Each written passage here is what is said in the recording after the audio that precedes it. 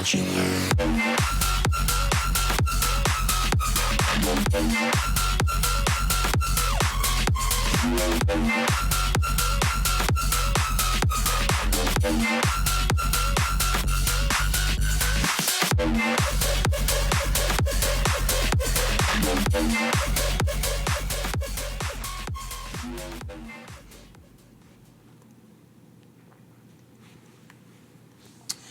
All right, hello world. This is CS50 Live, where we do all kinds of things. We program things from scratch, look at technical concepts.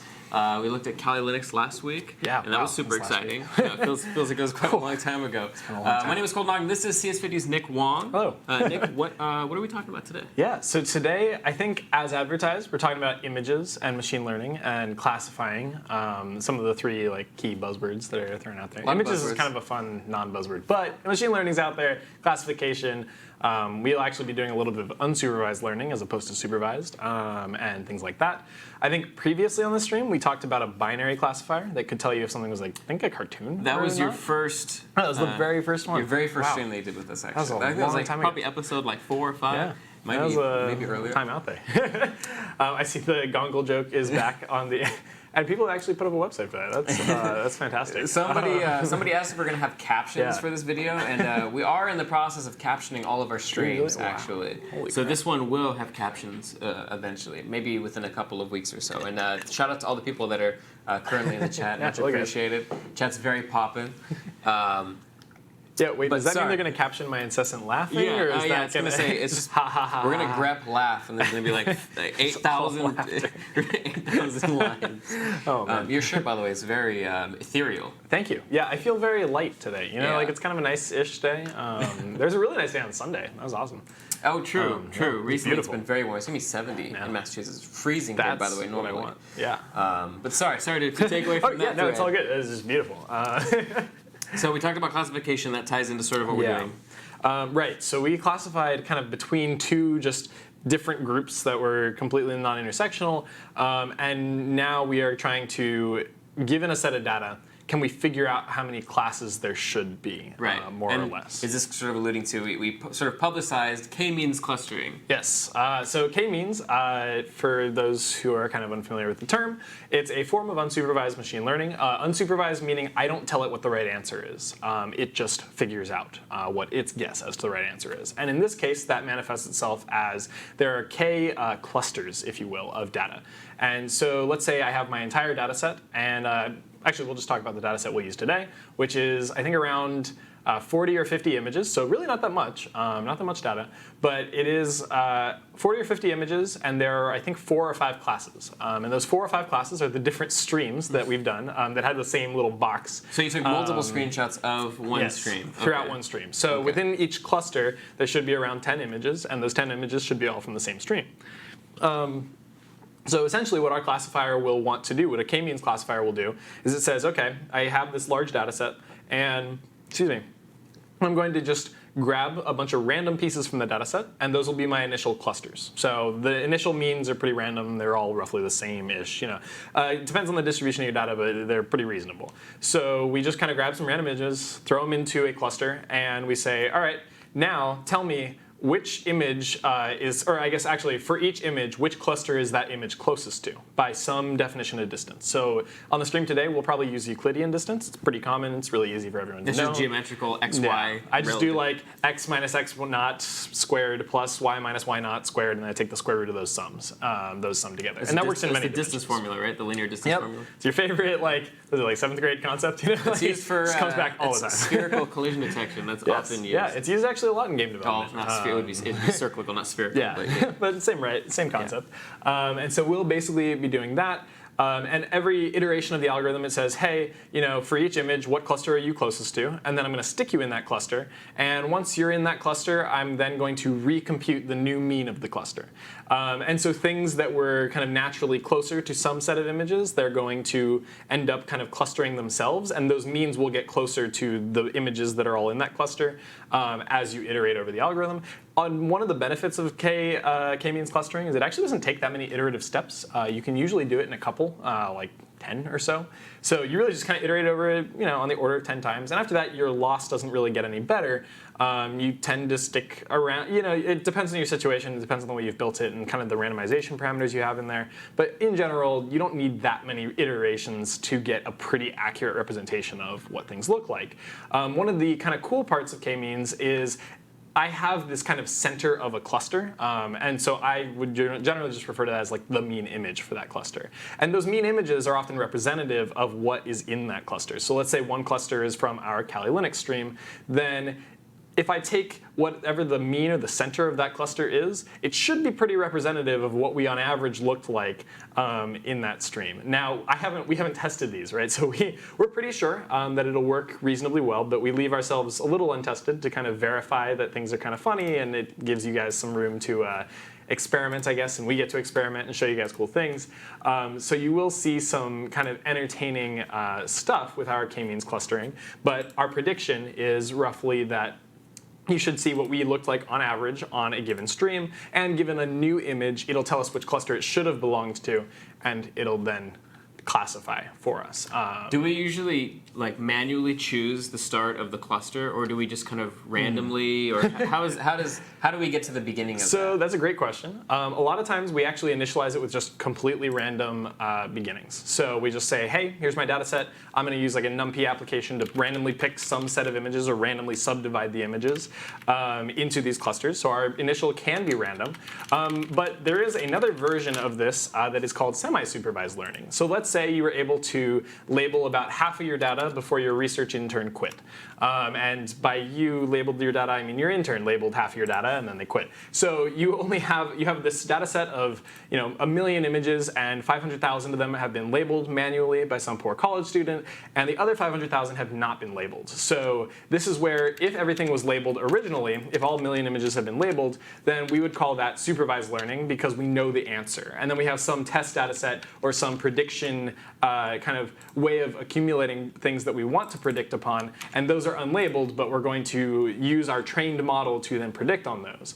Now, in semi-supervised learning, we have this, where maybe half our data is labeled and half of it is not. And so we take maybe the half that's labeled and we assign them to the right clusters. So this is where we actually start with all of this cluster, we know this is the right class. All of this cluster is all in the right class, and so on. But the other 500,000 images, we don't know which cluster they belong to. So we'll then iterate this algorithm over those images and say, hey, which cluster are you closest to? And so that can be a way of tightening up what your k-means classifier will actually do. But it gives it more data, which allows it to spread over different kinds of variants or whatever the underlying distribution of those things are. SGGST04 was saying even the second guy seems bored. No, we had a bug with our Facebook deployment, so I was just focused on getting us streamed to Facebook, which we now are. I guess as we were initially publishing this, OBS sort of bugged out and caused the Facebook stream to crap out. No. So no, I was sorry. I was zoomed in on getting that focus. But he or she asked another question earlier, which was, where was it? I'm proficient in Python, but know nothing about ML AI. Is this stream for me? What do you have to say about that? Yeah, I think this is a very reasonable stream. Even if you're not super great in Python, or if you're very adequate, I would count myself as decent in Python. This would still be pretty reasonable for you. So our goal is to kind of, at the beginning, we're going to do this kind of high-level approach, what are we going to go through, what are kind of the concepts, but then we're going to repeat those concepts pretty much throughout the stream so that you really get a sense of what we're actually talking about. So for instance, if you're really you want to do this yourself, then you can code along. We should be going at a reasonable speed. You can also always pause the video, go back, reiterate. And that should be easy for you if that's how you learn. If you learn through listening to what we say, then maybe a different iteration will help you. If this one doesn't work, if this makes perfect sense to you, then that's great. There are many different ways that we're going to try and attack this same problem. And I saw somebody said, please also talk about limitations of k-means clustering, as in if there are two concentric circle kinds of data, then your k-means clustering might have some problems with identifying which one is which.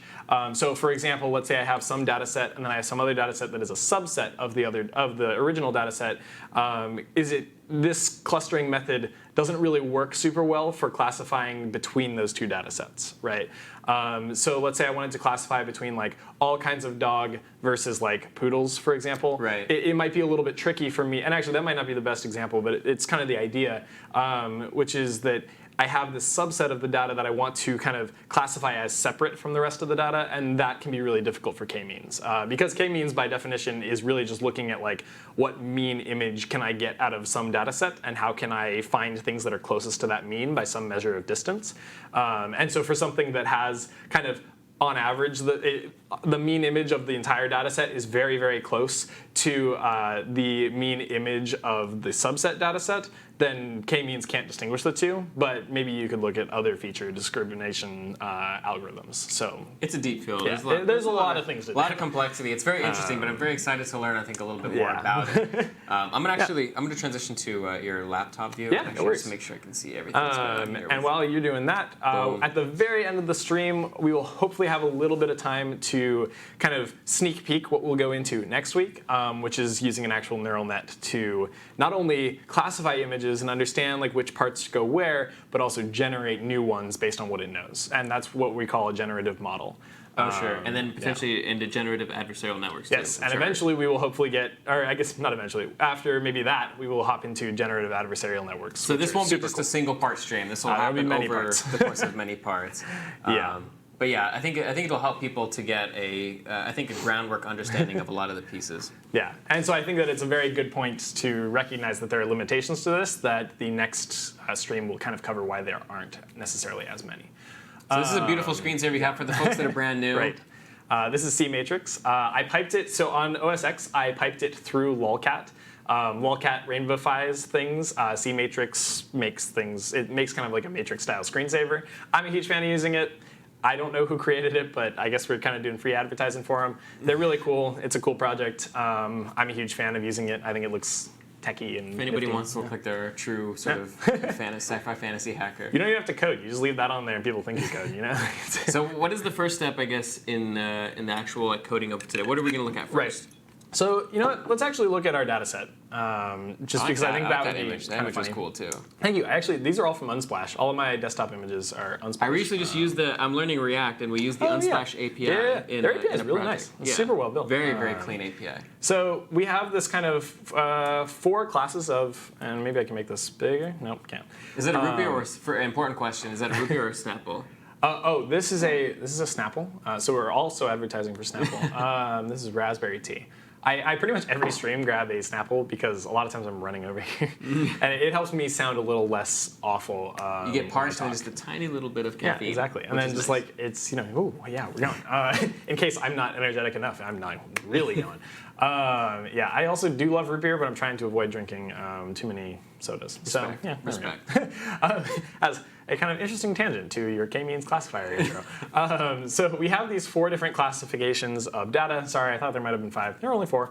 I've just basically. Well, there's the all. I don't know. Yeah, there is all. It is unfortunately not a separate class. It'd be like an umbrella cluster, I guess. Yeah, it's kind of like everything. It's just a big circle. And so we know the answers, but we're not going to use the answers, so to speak. We're going to do fully unsupervised learning to start. But if you kind of look through some of these images, they're literal. Man. I look burnt. We're chilling. Completely burnt. Oh, whoops, that's not what I wanted to do. Jeez. Yeah, we look great in every image. I unfortunately did not have the foresight to select for appealing images, but there are images of us, and so you do have many different images pulled throughout a stream. And it's the same. I noticed it's the exact same dimensions too. Yes, yeah. So I normalized across dimensions to make our lives a little easier, but I didn't normalize across how much of the frame we occupy. Sure. So I did very minimal pre-processing in that I literally only just made sure they were the same size. Right. They're the same size, the same like pixel quality. So we have the same resolution on all of them. But other than that, nothing else was done too crazily. Now these first 2 are fairly easy to distinguish. We're wearing very different colored shirts. and we're in other positions. However, these last two, you'll notice that we're both wearing black. Oh, wow. And the background is not particularly easy to discriminate against. Yeah. So we kind of picked two things that are pretty easy. They'll be standout kind of outliers almost. Their means should be pretty different. These ones, their means don't look that different. Now we move around a lot, and how means translate as far as like machines are concerned is a little different. But you'll notice that the CTF stream and our Kali stream, we were both wearing black. With the exception of the white. We're going to operate off of the sheen of my forehead. Yeah, it might literally be that. And your glasses. In that stream, yeah, the glasses. For human beings, there's Colton has glasses. There's a very shiny quality to, I think, both of our foreheads in the one. And I have a logo on my shirt that definitely helps. The hair is pretty distinct, I suppose. And today it looks like trash, by the way. No, you look fine. I think I appreciate that. It's like all over the place. Everyone has those days, and you're still chilling. you gotta chug through it, you know. Oh, and, exactly. Not ask any suggestions on books about ML. Oh, that's a good question. So there is, what is the name of that book? I have a textbook on my desktop somewhere that I really like. It is called now you're going to see all of my other weird things. So there's this Bishop Pattern Recognition and Machine Learning Springer 2006 textbook. I have a PDF version of it, but I think that that's a pretty great book for kind of going through. It requires a decent amount of math background and like stats background. But if you're comfortable with like what a CDF is, how to convert between CDFs, PDFs, what like standard CDFs and PDFs might look like, how to like go through different distributions, how some basic linear algebra concepts work, so kind of like different matrix operations. If you're familiar with like the Matrix Cookbook by MIT, then this book is probably pretty useful for you.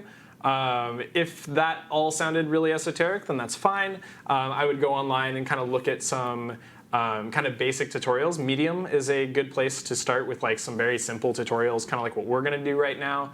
Wow, the internet's amazing. You guys just found that so quickly. So there's those places. Adamantine Bipartite says try scholarly articles for ML and Google Scholar. That's definitely a great place to start. Be aware that there is a lot of terminology and symbolism that might, or notation really, that can be really intimidating at first. I wouldn't try not to be intimidated by them. They just take time. But I would definitely recommend kind of like looking through what things are out there. There's all sorts of cool papers all the time on different things. And then a lot of times there's articles about those papers that are even easier to read. So kind of, go as you will. And I realized Curious King was asking, so what do you guys do? We didn't really talk about that for any of our new viewers. Yeah. CS50 is Harvard's Intro to Computer Science. It's taught by David Malin, who's not present here in this stream physically, but might pop in a little bit later. Yep. My name is Colton Ogden. I work as a full-time technologist, and I also do this Twitch streaming and a bunch of other stuff, programming, other related things. Nick? And then I actually was on CS50 staff for 2 years or so, and that's how I ended up working with these guys. And then the rest of my time is spent being a student. I'm just a full-time student. Remind me of what you're. I don't remember 100% if you were doing CS as your concentration, right? Or if you're doing biomedical engineering. Yeah. So my major, I actually have a joint or double major in bioengineering and computer science. Okay. Well, so that's why I wasn't sure. Yeah. Because it's literally it both is very of those difficult things. to remember which one. And so I'm doing both. And most of my time is spent studying. I think if I didn't have to spend all of my time doing just P sets constantly, problem sets for those who aren't familiar, then I would probably produce much more high quality preparation on these streams. But that's okay. I think it's still pretty entertaining. This will be fun. It'll be fun. And you've taken an ML course here? Yeah, and I'm also currently in our ML course, actually. Okay. So I've actually taken mostly systems courses. So I focus a lot on like systems. I really like data visualization, but I haven't gotten the chance to take a course in it. I've really focused on systems. So I'm fairly familiar with systems. If you want a really bad version of my C programming, you can go watch our C programming stream. The point of that stream was not my C programming, but we did end up kind of going through some C programming. It's pretty bad, but at least that way you get to see me code very poorly if you think that this is really good. If you think this is really poor, don't go look at that. You'll probably cry. But I really don't know where. I think I just kind of got interested in ML as actually in CS50. I was kind of like, oh, machine learning seems really cool. My TF was kind of like, yeah, you should go for it, And I tried some very high-level libraries. I didn't have to understand much about the theory, and kind of from there, I hopped into a bunch of articles and I started building little examples myself. And then I think I built like a small room camera that, upon someone from my family entering my room, it kind of like identifies who they are, notifies me. It's kind of just for fun. A lot of times you just build projects, and as you go, things kind of pop out of the woodwork. But yeah. The Erosity asked an interesting question, which was, do you have any hot takes on whether the hype for Golang in the future of ML is justified, just beginning to learn the language? And you're going to go work for Google. I am, yeah. So it's kind of an appropriate question. I actually really like Golang, and I'm not super familiar with it yet, but I do intend on becoming like that, on becoming much more familiar with it. So Golang, language invented by Google, sometimes referred to as just Go, not to be confused with the board game. And Golang is a very interesting language in that it still allows you to have access to low-level things. C++ style, C style. I can still touch memory and access primitives. But it has a much nicer, well, a lot of people believe, and this will set off a firestorm somewhere, but many people believe that it has a much nicer interface, kind of a la like Python or JavaScript, than do like C++ and C. It also has a garbage collector, doesn't it? It does. It has a very nice garbage collector. So for those of you who aren't familiar, garbage collection is something that's really popular in like Java, for example, well, really any like modern-ish language, with the exception of C++. And like basically, it kind of takes care of certain things for you. There's a life cycle of a given object. So for like object-oriented languages, you take something where you create an object, you instantiate it, and maybe you kind of all the references to that object disappear. There's a garbage collector that prevents that object from just floating around forever in active memory or main memory. So Golang has a nice garbage collector. Go also has a really nice feature that I haven't explored a whole lot in its like version of threads and threading. They're not as heavyweight as like a C++ thread. C++ thread, I spin that up and it's got its own stack and it's doing all these things and it's pretty heavy. It's heavy in memory usage, it's heavy in CPU usage, whereas Golang's threads are actually a little bit and well, I mean, it's a language very much designed for distributed systems, so that makes sense. Yeah, it's like, that's like sense. It's number one of its number one design considerations. So they do a lot of very cool things in Golang. And actually, yeah, I would recommend going and exploring it. Maybe kind of like, if you were looking at like Python, Golang, and C++, you'd probably see a lot of the different differences and similarities. If you wanted to kind of paradigm shift and test your ability to switch how you think, then maybe looking at like something like Python versus something like OCaml or Clojure or I think F# maybe. It's like functional programming. That's more functional. Yeah. And I actually, in industry, or at least at the industries that I've worked in, I've generally preferred functional paradigms because it makes it really easy to test. Whereas object-oriented paradigms, it's not that they're difficult to test, but I generally find that people are a little less stringent in their testing practices, and that tends to lead to more brittle practices, and eventually no one can dev your code. I mean, we've talked about it. I really like Clojure. I want to get like really good at Clojure. I think I would too. You know, it's like, growing in language. popularity, and I mean, I think functional programming is. And always has been, I think, since its inception. Yeah. I think languages have more, recently especially started to adopt functional features, even Java, which is kind of crazy to think. Go figure. But C# is also great with that, with like link queries. Yeah, I don't C# too much, but. But I'm more involved in I teach a game dev course here, and I'm into game development. And recently, I've been considering the idea of making a game completely in a functional, like in Clojure or something, which I think would be fascinating. Because then you're dealing with either the idea of taking your entire frame and performing mutations on it as a state as your state object, or taking just what you would take in like a React app or just a general application, like all your entities, important information, and treating that as your state object. Performing operations on that while still having sort of sequential rendering logic. Yeah. So I don't know. Awesome. I think it would be. Oh, and M. Kloppenberg's Clojure is about the best paying language to know, according to the new SO Insights. Knew about that too. That's pretty cool. Doesn't happen to be the main reason that I want to learn Clojure, but it's a nice little. It's a nice little plus. It's a nice bonus, right? You get to hop into a nice high-paying industry. But what you're saying is true. I mean, like dealing with state, with object-oriented programming with really large applications, and games are a prime example of this. You don't know what's manipulating what, and especially when you become multi-threaded. So many side effects everywhere. Like the nice thing about functional programming is that it scales to multi-threaded systems incredibly easily because there's no state. So you're just like a GPU, you spread out all your operations throughout your entire cluster. Yep. And back to the person's point who talked about Golang, and I think that might be an important reason as to why it has a feature in ML, being able to spread out something very easily and very performantly across take your whole pipeline and put it across the network. Thousands of machines. Yeah. You could essentially model a neural network with just your machines. right. at that point, which is kind of insane. Yeah, so I think it's pretty important. Like, you'll probably want to stay abreast of like some of these kind of heftier languages that are sticking around. I mean, Python's a good example because it's so multi-purpose. But if you're looking to maybe have some more performant systems, and people would be like, oh, you can transpile Python into C, and like there's all things you can do. And that's true, but like, I mean, if you wanted to just out of the box have a slightly more performant system, well, actually a majorly more performant system, it'll always be worth your while to look at C++, but Golang has many of the properties that I think will end up being important in the future, such as distributed systems and well, yeah, actually really just this like distributed systems paradigm where it's like we can spin up many different systems and that kind of surpasses our hardware limitations. Yeah, Moore's law is like, at least at the transistor level, is not going to hold. Not really continuing. What they're saying is that Moore's law will continue, but it will continue at scale. It's going to be a horizontal scaling issue instead of rather a vertical than scaling individual cores. Which is really, I don't know, it's a very interesting shift that we're starting to see, and we're all in it. So yeah, also True Kanice asked, is closure and closure? They're saying they do sound the same. Yeah. Sorry, a closure is like you have like function closures. It's more of like related to programming across several languages, whereas closure.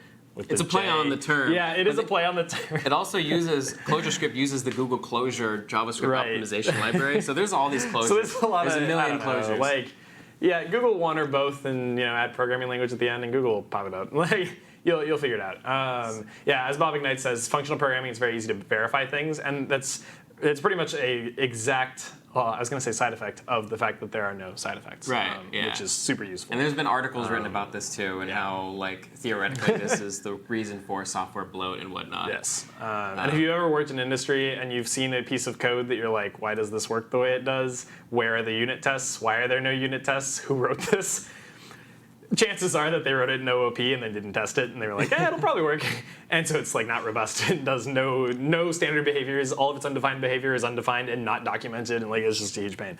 And I'm actually a huge fan of like languages. Functional languages tend to pride themselves on being self-documenting. So like, and I don't know how true that really is, but it is kind of a nice feature of the language that like, as you write the code, it documents what it does if you kind of follow some standards. Functional programming. Yeah, functional programming. It's written sort of declaratively, and that's the word. And it's used a lot in React, and React is actually very functional, especially with Redux. Right. It kind of adopts that sort of functional paradigm.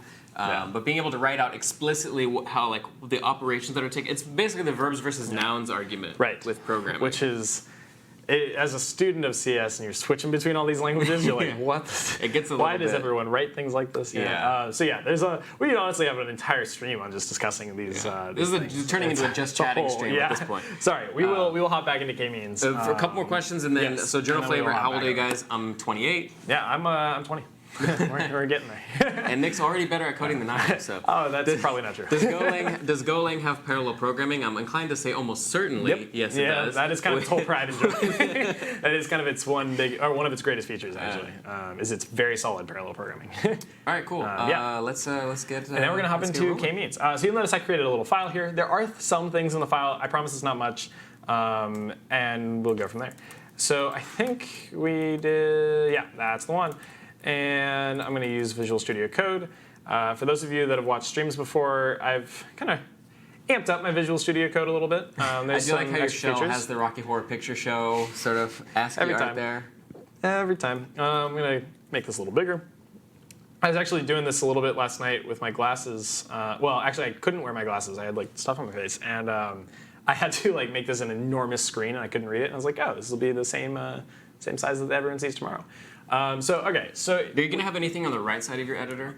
Probably not. I'll keep things off of the right side of my editor, so that way people can see what's going on. So we have this import numpy as np, very standard paradigm in Python. We also import matplotlib pyplot. I'm a huge fan of pyplot. It's very easy, simple to use. And these are just tools that are typically associated, not necessarily machine learning specific tools, but tools with numerical computation, generally, scientific computation with Python. Another one you might see is like SciPy.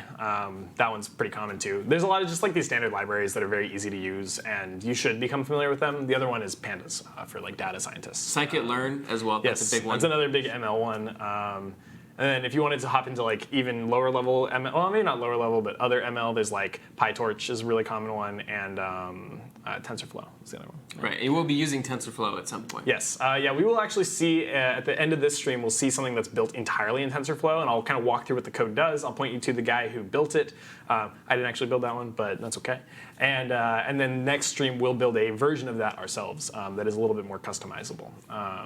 And then this is just kind of an example of like how I can load in an image and display it so that people are a little bit familiar with that. And then we're going to hop into generalizing this, and then we'll walk through my kind of steps for like when I'm working with images. Shout out to David J. Malin in the chat. If anybody is brand new to the stream, doesn't know, David is the instructor for CS50 here at Harvard University, so shout him out if you are new, or if you're not new and you've been here before, still say hi.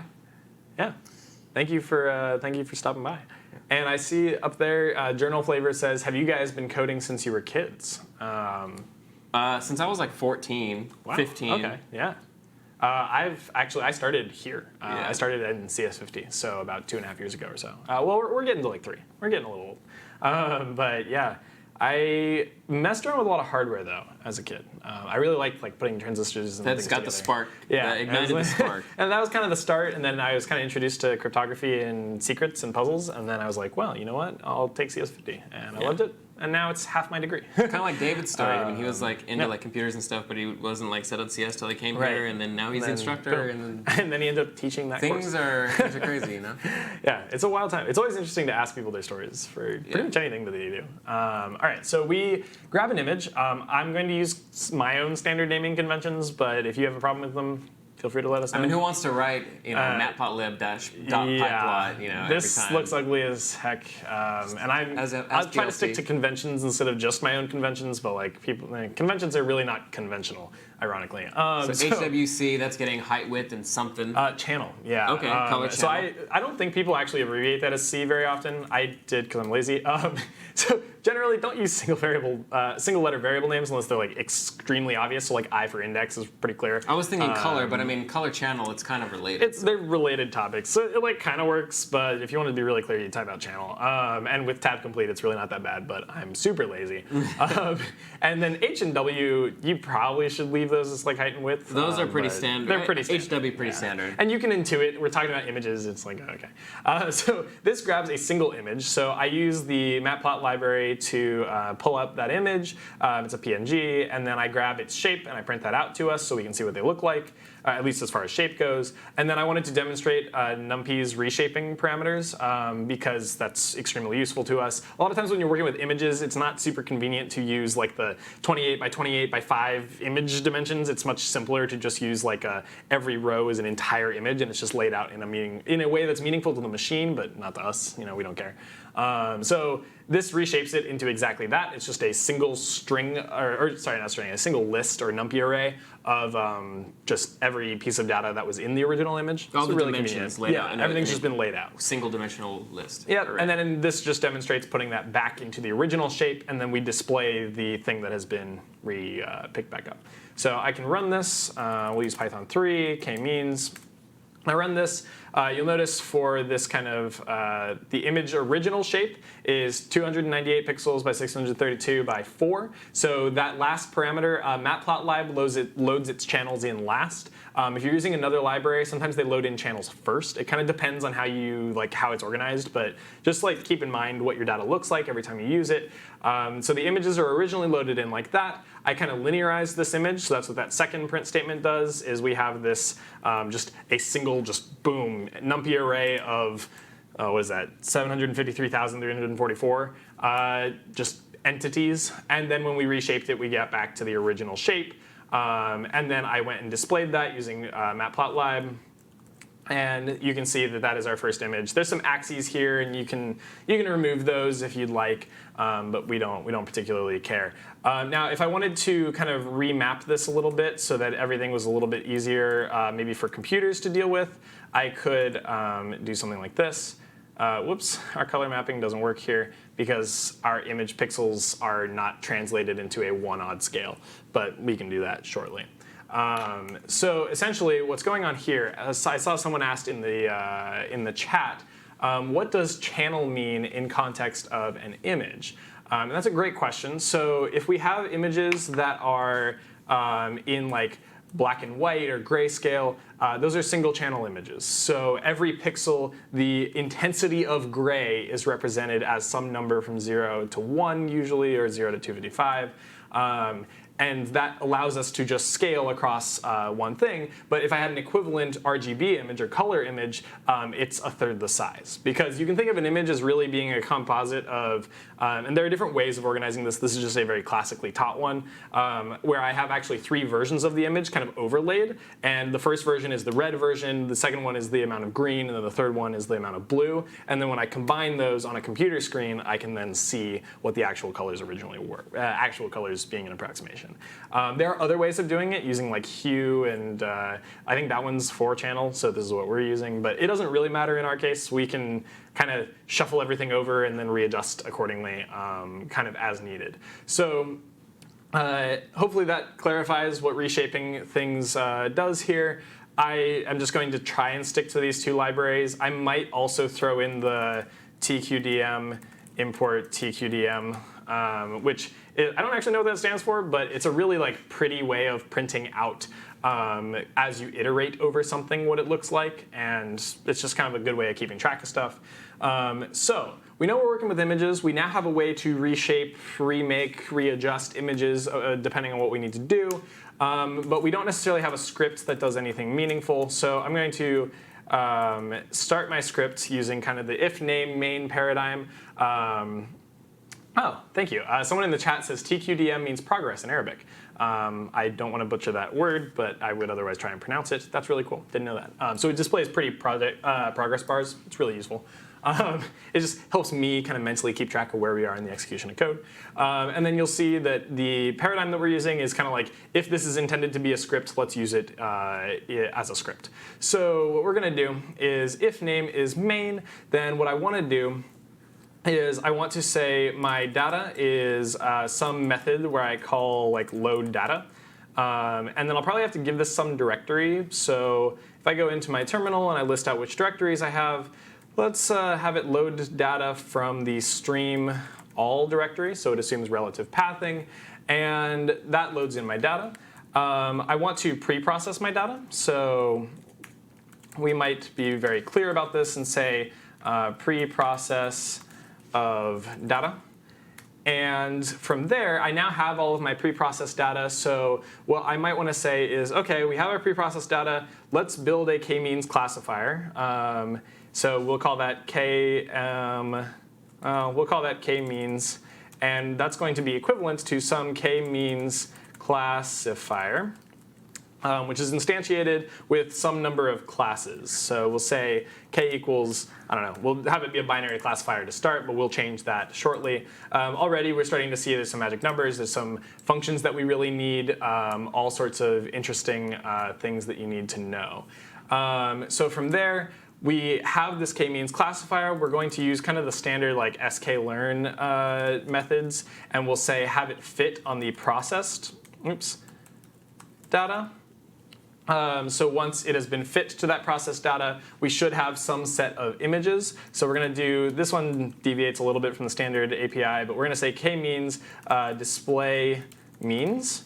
So this will display the mean images to us. And then, yeah, actually, we'll stop there. So let's work through this one line at a time again. Yeah. So load data stream all. So what is it loading? The images from the stream all directory? Yeah. So I handed a directory, and it assumes that there's some set of images in that directory and snags all of them for us as numpy arrays. So this kind of way of coding things is something that I really like doing. It kind of lets me template out my code. I kind of know how things will work, and it gives me kind of a set of objectives to then complete. So I say, OK.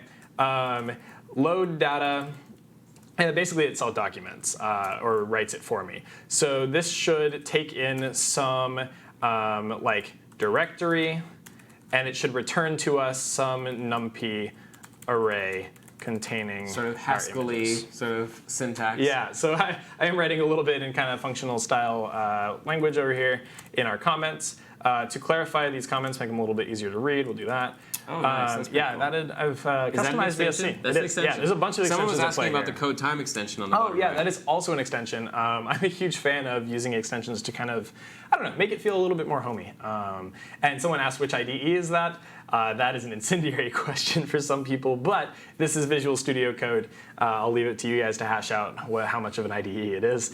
Mine functions very much like an IDE. I would count it for all intents and purposes as an IDE. It's definitely more so than a lot of the like competitors like Atom and Sublime, which aren't IDEs per se, much more text editors. There are some IDE features that VS Code gives you. Yeah, especially I'm a huge fan of the way the terminal integrates. Whereas in Atom, you have to like drag the terminal, and I haven't quite figured that one out yet. You have to install it as an extension too in Atom. It's huge, in this, it's native in VS Code, which is really cool. I'm a huge fan of Visual Studio Code. Very well built. I have not had any problems. Pretty easy to use. And so then we have this pre-processing step. And so anytime you're working with images or audio files or really any kind of data, but we're going to say just kind of those two in particular because they're easy to contextualize, we might want to like manipulate that data somehow. So in the case of images, a lot of times that means extending our data set because it is kind of difficult to obtain images that are meaningful. But as we mentioned a little bit before, and we're going to mention probably a couple more times, an image of like Colton and I here, and we're actually probably not going to do this in this stream, but it would just take a little bit more time. An image of Colton and I sitting here as opposed to an image of us in reverse, we're still in the same stream, right? So there are ways for me to extend the amount of data that I got out of something, even though I never like acquired new data.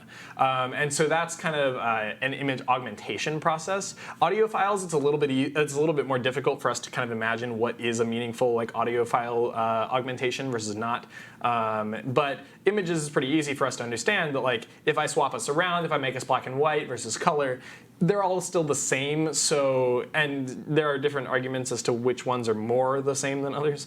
And so pre-processing is usually a pretty important step on your data. Now, there is a huge need and kind of problem in the data science world at the moment where we have many different versions of data sets, and it can be really difficult for us to keep track of each of those versions, know who created it, how it was created, what it means. And so there's actually a white paper out there, I believe it's called Mystique, that talks about the different versioning systems. Oh, sorry, no, it's the something DB, bolt-on versioning system for pipelines or data pipelines. If you Google around enough, you'll find it. But there are very many cool papers out there on all sorts of ways to like handle the new data that you create given an original data. Is this pre-process like an optimization for our machine learning? Yeah, algorithms? So we'll actually, the step that we'll take is to center our data and normalize it. So standard normal is something that is it's a distribution. It's kind of what people mean when they say normal distribution. They actually mean standard normal, which is something that is a Gaussian distribution about the center of mean That's a bell 0. curve, right? Yeah, it's our bell curve. Looks like this. It's centered on 0. So on well, not on average, but kind of like at the halfway point, you're at 0. And it has a standard deviation and variance of 1. And that's the standard normal distribution. So in order to get any set of data into a standard normal, you can subtract the mean and then divide by the standard deviation, and that puts you at a standard normal. So we will do that in our pre-process step. We're also going to reshape our data. So given a data set that is like an n by image parameters set of data, we're going to actually take each of those and then hop them into an actual, like the single line versions of those images, which will make it a little bit easier for us to do some of the math on them. Right, just turning them into a matrix, basically, right? Yeah, exactly. A flat matrix. We want like an n by however long our images are matrix instead of like a n by 298 by 695 by 4 in like this 5-dimensional matrix. It's a huge pain. So we're not going to do that. We will pre-process a little bit. And kind of keeping with our documentation, we want this to take in some numpy, we'll say n by like height by width by channel data, and convert that, well, we'll be more specific, numpy array, and we'll convert that into an n by height times width times channel numpy array, possibly normalized. So what this should do is normalize our data possibly. We'll actually run this first without the normalization, and then we'll add it in. But it, at the very minimum, should perform this transformation. And that is kind of how I write my documentation. It's just easier for computers to perform these matrix by matrix operations too, right? So it's very easy to do multi-dimensional just full matrices. Just use a single matrix. Yeah, exactly. So then our k-means classifier is going to is literally just like the classifier object itself. So this is where we're moving away from our functional paradigm. And we'll just do that. Yeah, creating an object, a k-means classifier object. We have a What is this? literal What is object. this from again? The k-means classifier object? We'll be building it. Oh, so we're doing this. Yeah, Okay. yeah, we're doing a full, Okay. full thing. Respect. Yeah, so this doesn't exist yet. There's no library to pull it from. Does pre-process not exist then either? Because None of these exist. Okay, got it. So we have basically designed what we want everything to flow like. Got it.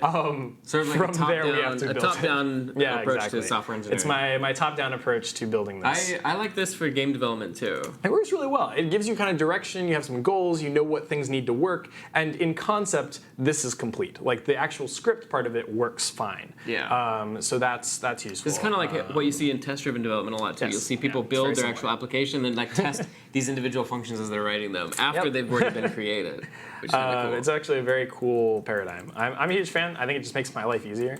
I'm going to say of data, and this goes to, so once we fit, this doesn't return anything, so I'll say it goes to none.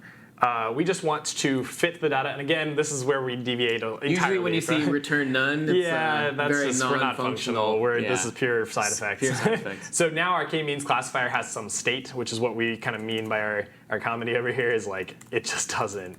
Any print statement is kind of like that too, and this is effectively a print statement.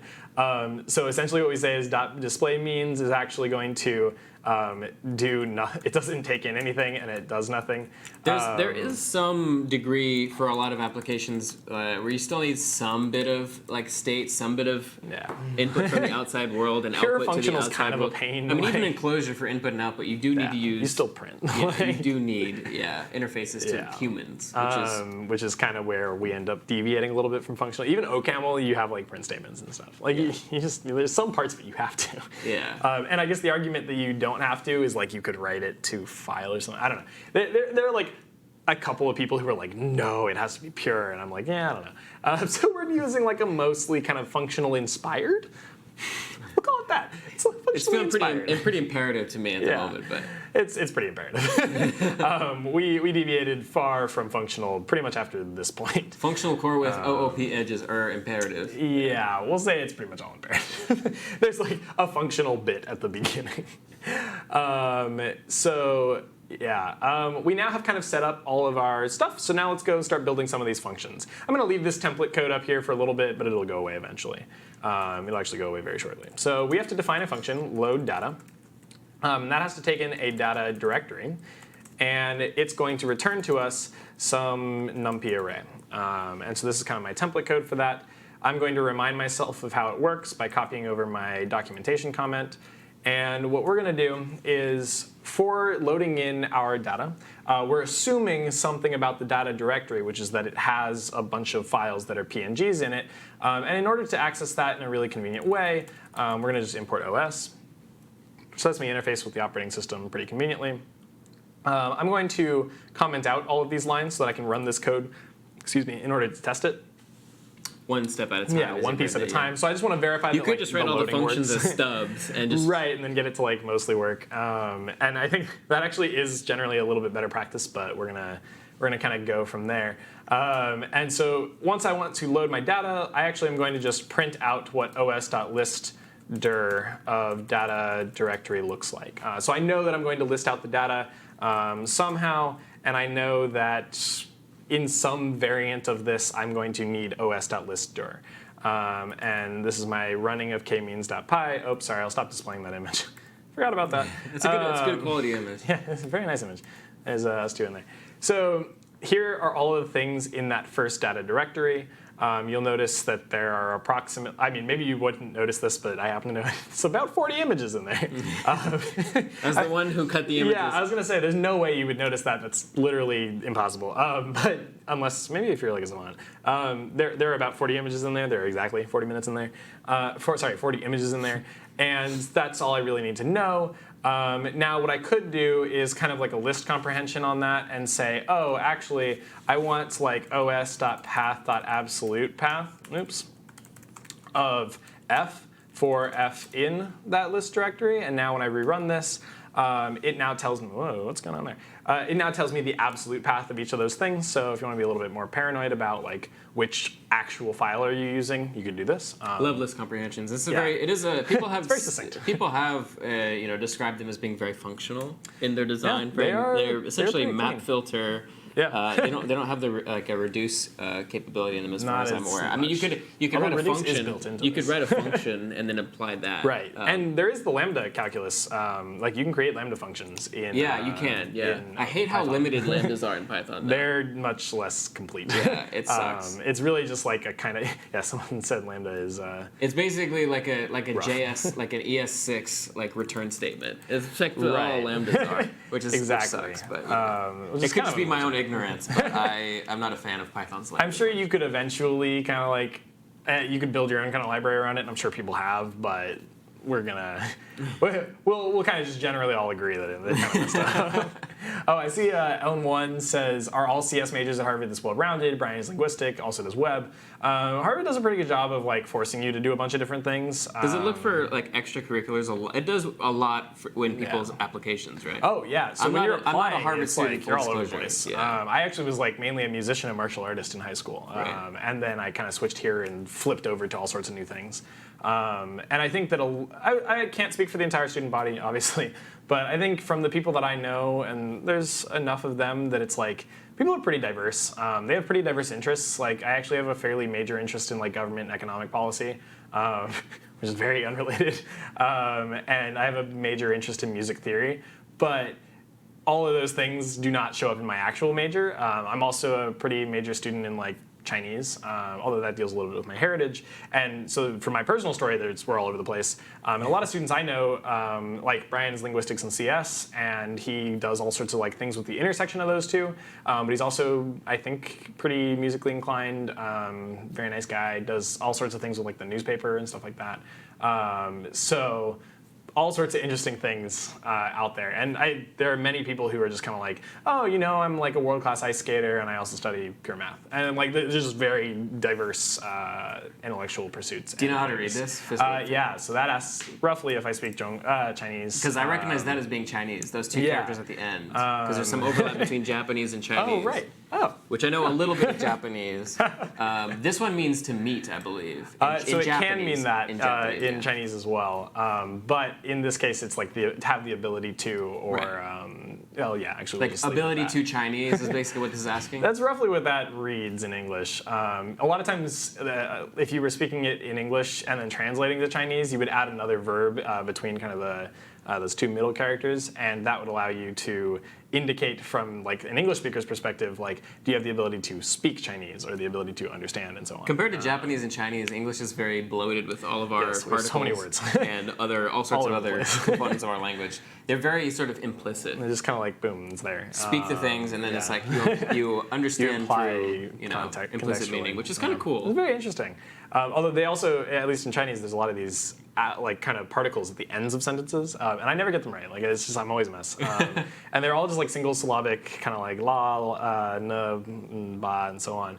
And it's very, very difficult for me as a native English speaker to be like, well, should I put that there? Should I not? There's also a lot of those particles that start sentences, and they're like meant to imitate sounds. I mean, a lot of it is like, probably like pretty, like you learn it through exposure. Right? You constantly hear it, and you constantly get those contexts.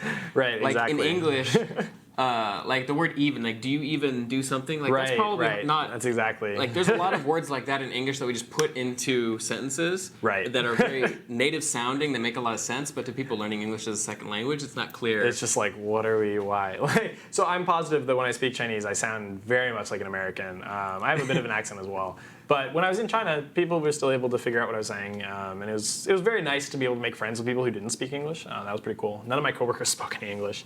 At least they spoke some. I think my PI actually spoke the most, but everyone else was pretty non-English, and it was fine. They're all great people. I learned a lot about their lives. It was very fun. So if you ever get the chance to learn another language, go for it. It's very cool.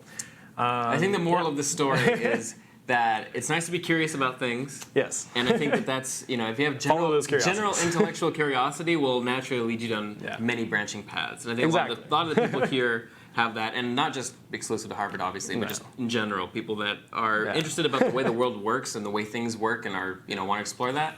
You'll just develop interests and hobbies all over the place. Yeah, exactly. You hop all over all sorts of different things, and if you really like something, you'll get good at it, roughly. You can try. So you can try. So go and be you. And don't bully English as our robot wizard. Would never do such a thing. We would never do that. But English is an interesting language. But yeah, it's a very interesting language. All right, so we're gonna plot.imread of f for f in image files. The reasoning for me splitting these two is not major. I just wanted to make it a little bit easier for people to read. As you can pretty clearly intuit, I could throw plot.imread. You could make it a nested here. comprehension, or or even just in this case, you wouldn't need to make it yeah. a nested comprehension. You just It's need not terrible, but I just wanted to make this a little bit. I don't know. I guess pedagogically, it makes a little bit more sense for me. It's already pretty bulky as it is. So yeah, there's kind of a lot of information in there. I think this is fairly reasonable for people to read. Yeah. Sorry. So now, roughly, we think that this function returns what we think it does given its input. We're going to just double check that. That's rough. Users, Nick. Oh, that's rough. Yeah, That's there's weird. all sorts of errors here, which is awesome. It's saying couldn't find the path, which doesn't make sense. Yeah, especially given that it's an absolute path. Let's debug. We'll do some debugging. Live debugging is kind of our favorite thing to do here. Yeah, no such file. Is that really true? Oh, right. Yeah. So absolute path is a little bit of a liar. We're gonna do something a little bit funnier here, and you guys may recognize what I'm doing. So this will, I think, work. Yeah. And basically what was going on was it was emitting the actual data directory. So absolute path is a little bit silly, I guess, in how it works. I see. Okay. It works given the absolute path to where it was called, and then it just appends files on there as is. So you could do like an os.path dot absolute path of this. Starting to get real nutty. That looks a little wild. So for readability's sake, I'm going to remove that. We will. Oh, sorry. Also, we will put this on a GitHub. That'll be good. That'll be good. Yeah. So you guys will be able to access this later. But I'm actually going to remove that just for readability's sake. Yeah. So hopefully this all makes sense. I hate how bulky os.path calls get in Python. It just like they span like They're 7 enormous. lines. It's a huge pain. So we're going to try and avoid having too many like enormous line functions. But here you go. All right, so our data loads correctly. We end up with a NumPy array that is this n by h by w by c, and we can verify that here because I printed out that shape. We have 40 images, so that's n. We have our w, which isn't actually the w, it's actually our height, but we don't really care. Oh, I actually did call it h here, so my head beforehand was correct. The way that I'm speaking right now is off. So that is the height of the image, and then the width is 632 pixels. And then we have 4 channels, so 4 things below. I always forget the other names of them. I know hue is one of them. I don't know the other ones. Hue, saturation. Contrast, I think. Maybe. I think contrast. That might not be one. Sure. I'm not a huge expert in that. I think that's a macro. That's a macro, an image macro feature, not a right. per pixel. It's not a per pixel thing. That's a great point. So yeah, if you just go Google like a way to convert from like hue to RGB, it'll fill in the rest of them for you. Yeah. So you can go Google that. So now we need a way to pre-process our data. So we're assuming that we have some data. I'm going to copy my comment over. And we're not going to normalize it first, but we will eventually. And I now want to define some pre-process function. Hue, saturation, luminance. Oh, thank you. There we go. That's hue, saturation, and luminance. That's that. Oh, well, filmmaker, colorist. colorist. Oh, that's cool. For those of you who are just kind of listening casually, I guess I do that with YouTube sometimes. Pac-Man said that hue, saturation, and luminance are the 3 things for converting from like the hue version to the color version. And they end up in the same image. And then they said that they're a filmmaker and colorist, and we were like, yeah, that makes 100% sense. There's some really cool stuff like when you use the HSL or HSVL model for color modeling in games. Like you can actually, like I used to be really into procedural generation. Actually, you know this from the class. Yeah. But you could take, if you wanted to dynamically texture, like let's say you have a sword and you want to dynamically recolor the sword, doing that with RGB looks horrendous if you're just using random algorithms because you get these crazy nasty colors. But using hue, you can just modify the hue a little bit while keeping the saturation and whatnot, and it actually looks much more coherent. That's a very good point. Yeah. So these different color models work well in different contexts. That is a great point. Yeah. That is a very good point. Yeah. And then the True Kinese points out that our fourth channel in our version is opacity.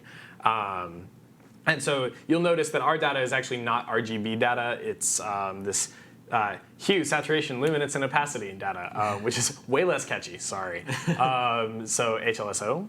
Slow. HLSO. Yeah, I'm not going to attempt to say that anymore on this on this stream. Yeah, it's a little weird. So I'm going to just leave that one as is. You all can read the chat if you want.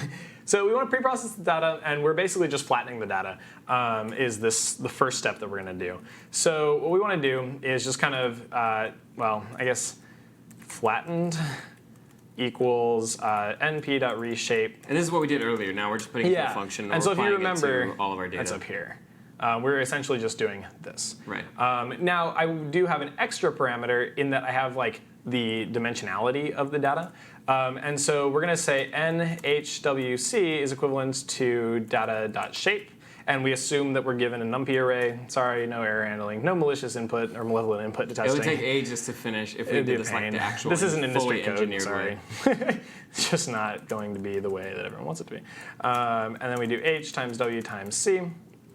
And this is now, hopefully, and we're going to just kind of, as we build each of these, we're going to just double check that we get the things that we think we get.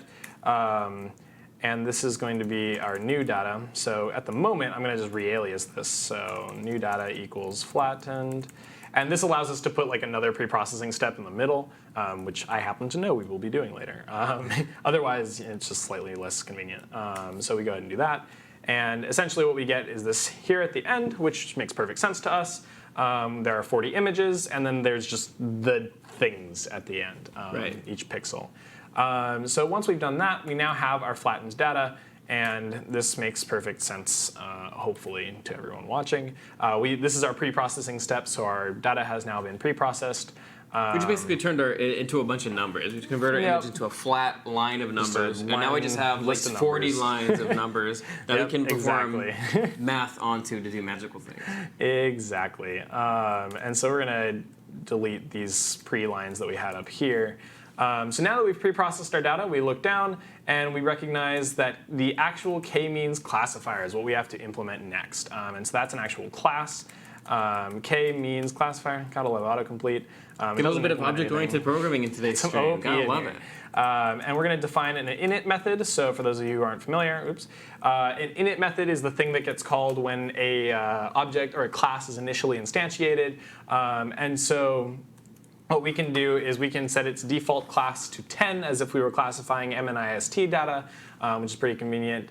As is pointed out by Circef, pathlib is very convenient on handling paths. Yeah, that's a great point.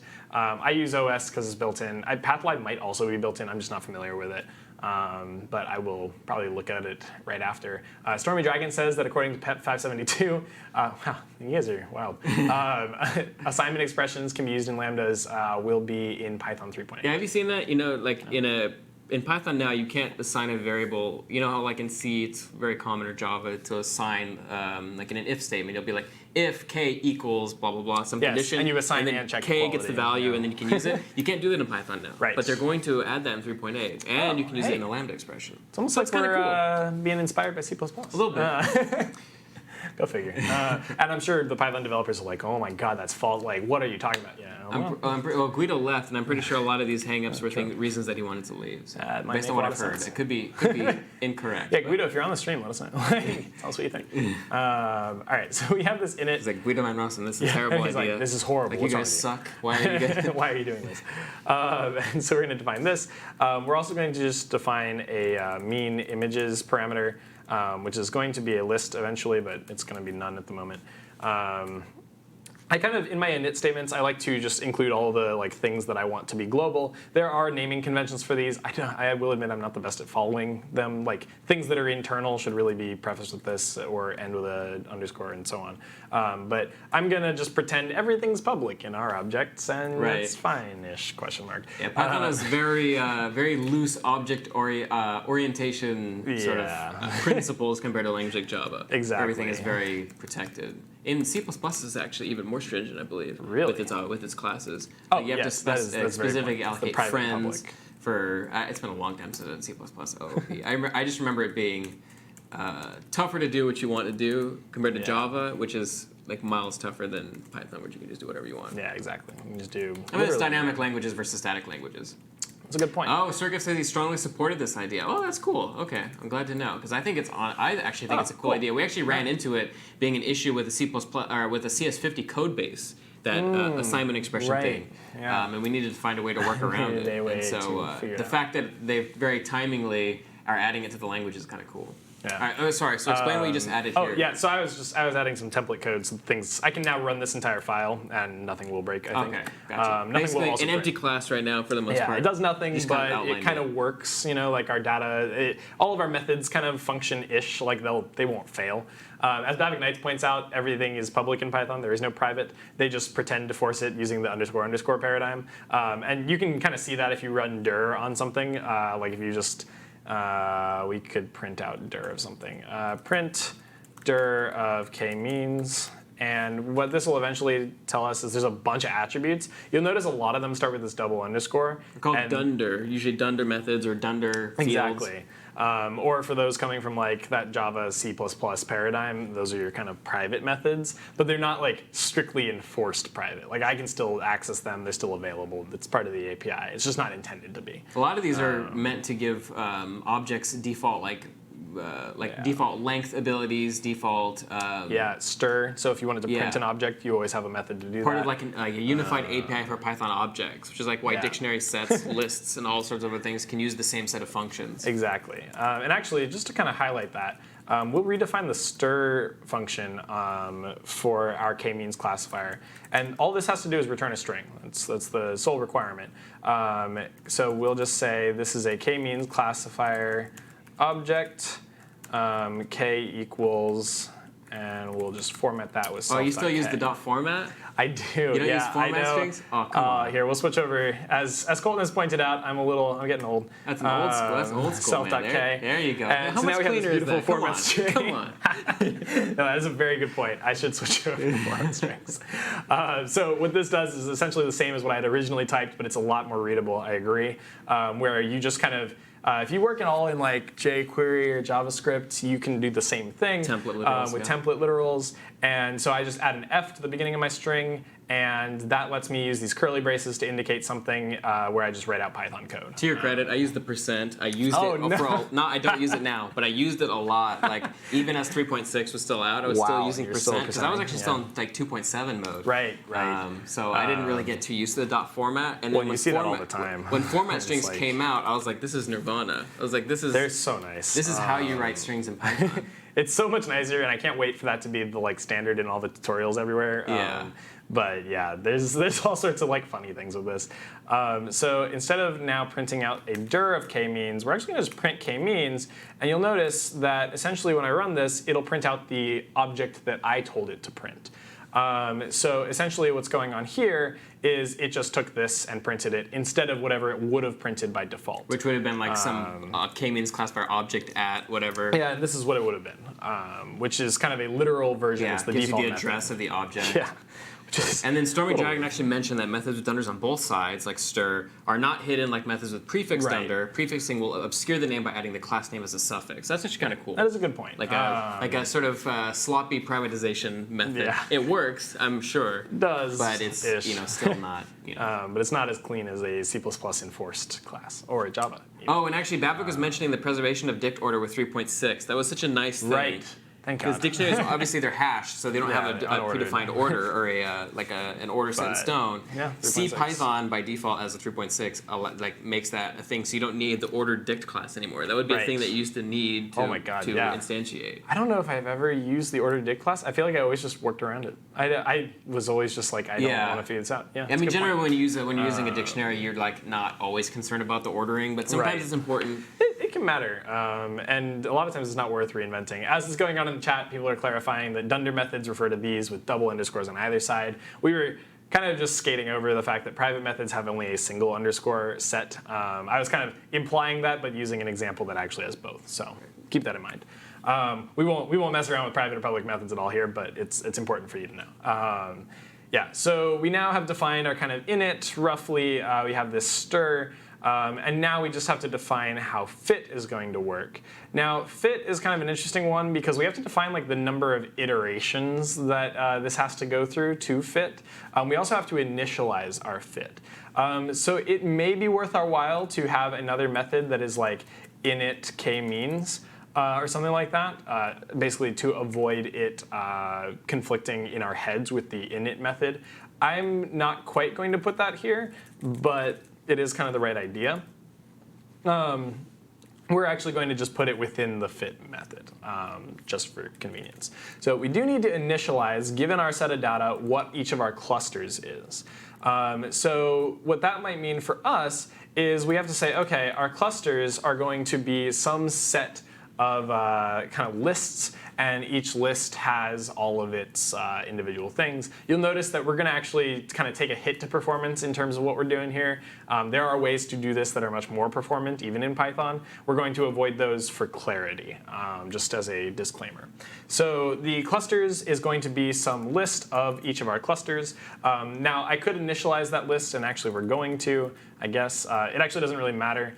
And because of the way that we're going to do this later, we're not going to initialize those yet. But we are going to shuffle our data. So np.random.shuffle lets us shuffle our data sequence. So it's going to shuffle our data such that things that were originally in one order are no longer in that original order. This is good because the images currently are like grouped by stream. Basically. Right, exactly. I'm assuming that's why you're doing that. Which is why we're going to do it this way. So we're going to shuffle our data, make sure that everything's shuffled. Here's some of the documentation if you'd like. Actually, this is a documentation for the random one. And we're going to, let's see if there's any important things. This doesn't return anything, by the way, so that's why I don't actually have to like have it capture anything. More so side effects. Very non-functional. And it is kind of annoying to me in Python. Like, there's no real standard on like do things return stuff or not, or maybe there is, and they've like migrated towards that standard. But for a while, you could like there were some things that you shuffled, some things that you didn't, things like that. Yeah, there are not streams. There are functions, like native functions that differ, like within the standard library. Like I think like reverse and sort are an example of those. One does an in place and one does a return. So it's weird. Yeah. It's just like why weren't we just consistent? Started asked why tomorrow's stream earlier than usual. We're trying to gravitate a lot of our streams earlier. Due to Nick's schedule, his tend to have to be a little bit later in the day, but mine are going to be probably around noon most of the time. So keep an eye out. Is this the Nuth shuffle by default? Who did say it? Not sure. It's probably something similar to that. Yeah, you can go Google the documentation, see which shuffle they might have a fancier algorithm. Who knows? Also possible. I don't think it's np-random.split. It's maybe it is just split. Yeah. Oh, okay, cool. And I don't really remember the syntax for split, so we're gonna use my fancy IDE, and it's going to say split our array into n sections. Cool. So what we're going to split is our now shuffled data into k parts. So self.k parts. For this and for using split, you'll want to make sure that like your number of data items is divisible by k. Otherwise, I believe split throws an error. So if I throw in like a random prime number. Actually, we only have 40 data items, and there's not that many things it's divisible by. So if I threw in something like 9, it would freak out. No potential way to get around it. Yeah, no solution. You just freak out and cry. No, there are ways to solve that, but we're gonna kind of use this because it's convenient. So we're just doing a randomization of our first clusters. Yeah. That's just purely random. Comment this. This is a random init for the first clusters. And this just sets us up so that we have a bunch of random images. Now, it might be really entertaining for us to like print out these random images before they've actually been fit, so we could kind of show that. But now we just iterate over. So basically what we do is each step we say, OK, here are our clusters. For each item in our data, see which cluster it is closest to and assign that to a new cluster. And the way that you kind of check which cluster it's closest to is you look at the mean of that cluster and you say, OK, well, what mean are you? What is our distance by some method? And then we go from there. And we assign it to that cluster. It could be a little bit of a bulky line of code here. Yeah, we're going to kind of break it apart into a little bit of some new pieces.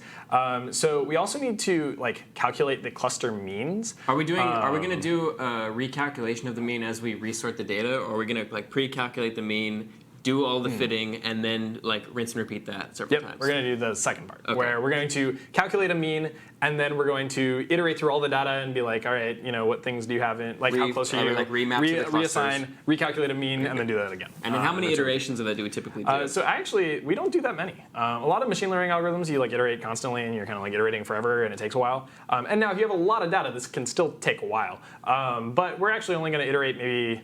We'll display the results of different iteration numbers and kind of look at what they look like, but we'll probably only iterate around 10 times.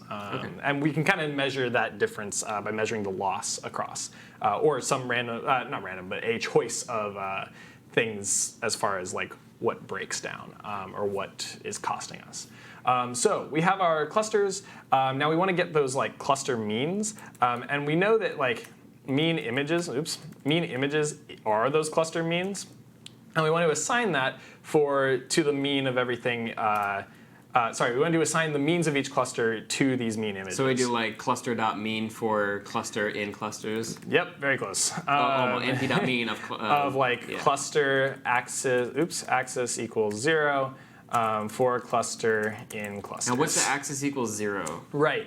So the 0th axis is the first dimension, and the first dimension is like each image is like one of those pieces of that first dimension. And so I'm just saying I want the mean across images, not the overall global mean. As if I just sampled across the whole thing and took a mean. I actually just want the mean per image. So what this ends up resulting in is if I have a group of images, then it actually creates a mean, like what that mean image might look like, which is very useful to us.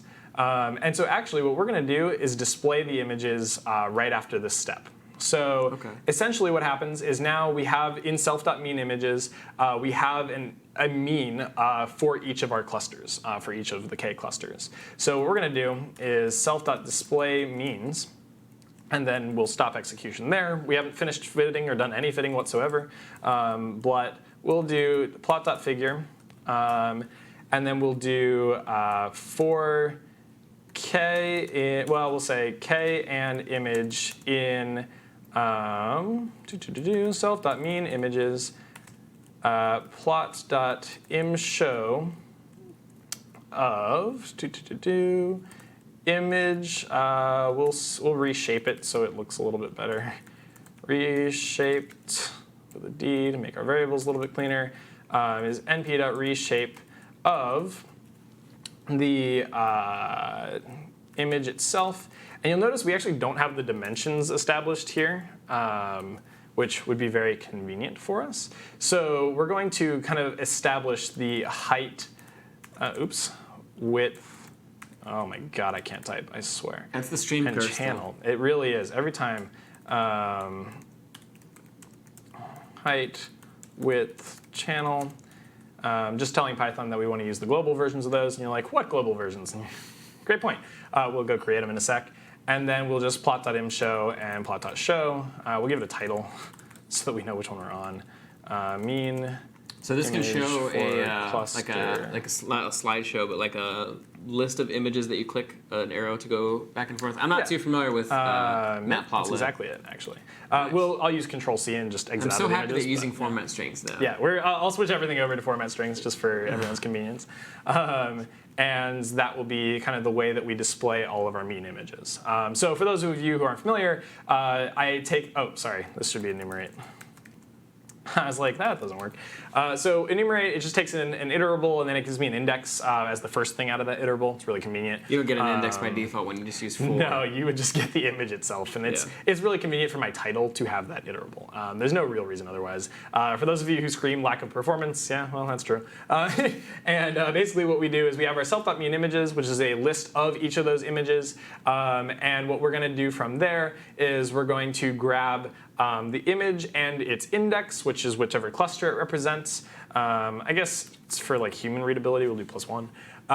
And then we have our reshaped version of the image, which is what we did kind of way earlier, where what we said was we're going to reshape the image, which is just kind of a random, like, or not random, just giant list. It's not random, I promise. We could try with random, but I don't know if that would work. I'm not going to show you a whole lot, but it looks pretty. It's just a list of the image's pixels and items, kind of I got to stop saying random, stuck out there. And we're just going to reshape that into what a conventional image might look like, and then stick that into ImShow. This is putting it, basically that single dimension thing, back into an actual like image package. Exactly. Like the format that we need to render an image. And someone, Eric was asking a question from our Python, why k-means instead of dbScan? Right. So I think that k-means is just very easy to explain. And also it helps us motivate our requirement or our desire to generate images. So in my head, when our actual original intent was to build a generative classifier to show you guys, and I was like, well, that might be a little bit too big of a step to start, so why don't we start with k-means, which is really easy to kind of intuit and explain, and then from there we'll motivate our generative classifier by saying, well, k-means can't really generate new images. It's not built for that. So then we might go, well, but what could? And then we'll say generative classifiers, and that leads into the next stream pretty well. So there is a bit of a pedagogical purpose to that. There isn't it helps necessarily... me too because I don't know much about machine learning. So, but I can understand everything you've talked about so far. So perfect. this is great. And I would classify myself as a machine learning beginner. So hopefully this is helping the other folks that aren't necessarily that familiar with it as well. Exactly. And I think that is a great point. Height, width, sorry, I'm also... My typing and talking at the same time have single-threaded a little bit. Yeah, I'm the same way. I can't type and I can't really do much of any two things at one time. Understandable, honestly. All right, so we've now refunctioned this so that we now have a global height, width, and or channel. Some of you may note that it would be actually more convenient for me to just initialize it here in this like in kind of the init part of it, and then use that. I'm using global variables because I'm lazy. I would actually recommend having this be like a auto-configured version, which it is now, where like if you hand it some uniform size set of images, this will adjust its sizing accordingly. But global variables are generally not a great practice. Now, there is a reason for that, which is that if someone then imports this as a module, they then have a bunch of random global variables that are floating around, and they're not sure why, or they might accidentally mess up naming and screw things up. So there's like things and reasons why you might not want to do that. Generally, I would recommend having like a like image shape or something, and this is just a tuple with like height, width, and channel. You could load that, from like a config, like you said. Right, and that would be a better practice. Or generate it from the input size. Exactly, and actually, since that is kind of a substantially better practice, we're gonna do this equals 0, or actually we'll set it for the MNIST data set. So we've now given our k-means classifier a couple of extra parameters. I'm going to then not use this, and our pre-process step is actually also going to return to us the parameters sizes of the data. And so this will return to us an HWC version of the data, so it returns the shape. Magic number is my favorite type. Yes, magic numbers. Well, I mean, so this has a meaning to its magic, but this is also just by default. So you can override those defaults at will. But yes, they are magic numbers, to be clear. I think they're a reasonable default because it's a common training step, but that's okay. This is a new high. Nick following good coding practices. So it's bad. That's funny. Equals H, width equals W, channel equals channel. And some of you may be asking, why would you not just do that standardly? And that's a great question. We'll answer that. It takes energy. Probably It takes never. time and energy. Yeah, it's like, well, I could have, I got the tuple as a return. I could have returned the tuple and passed it in, but we're not doing that. All right, so there's that.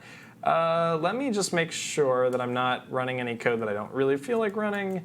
We're not going to fit our data yet. I just want to make sure that that didn't break everything. Not enough values to unpack. Of course there's not. Oh, well, okay, that makes perfect sense.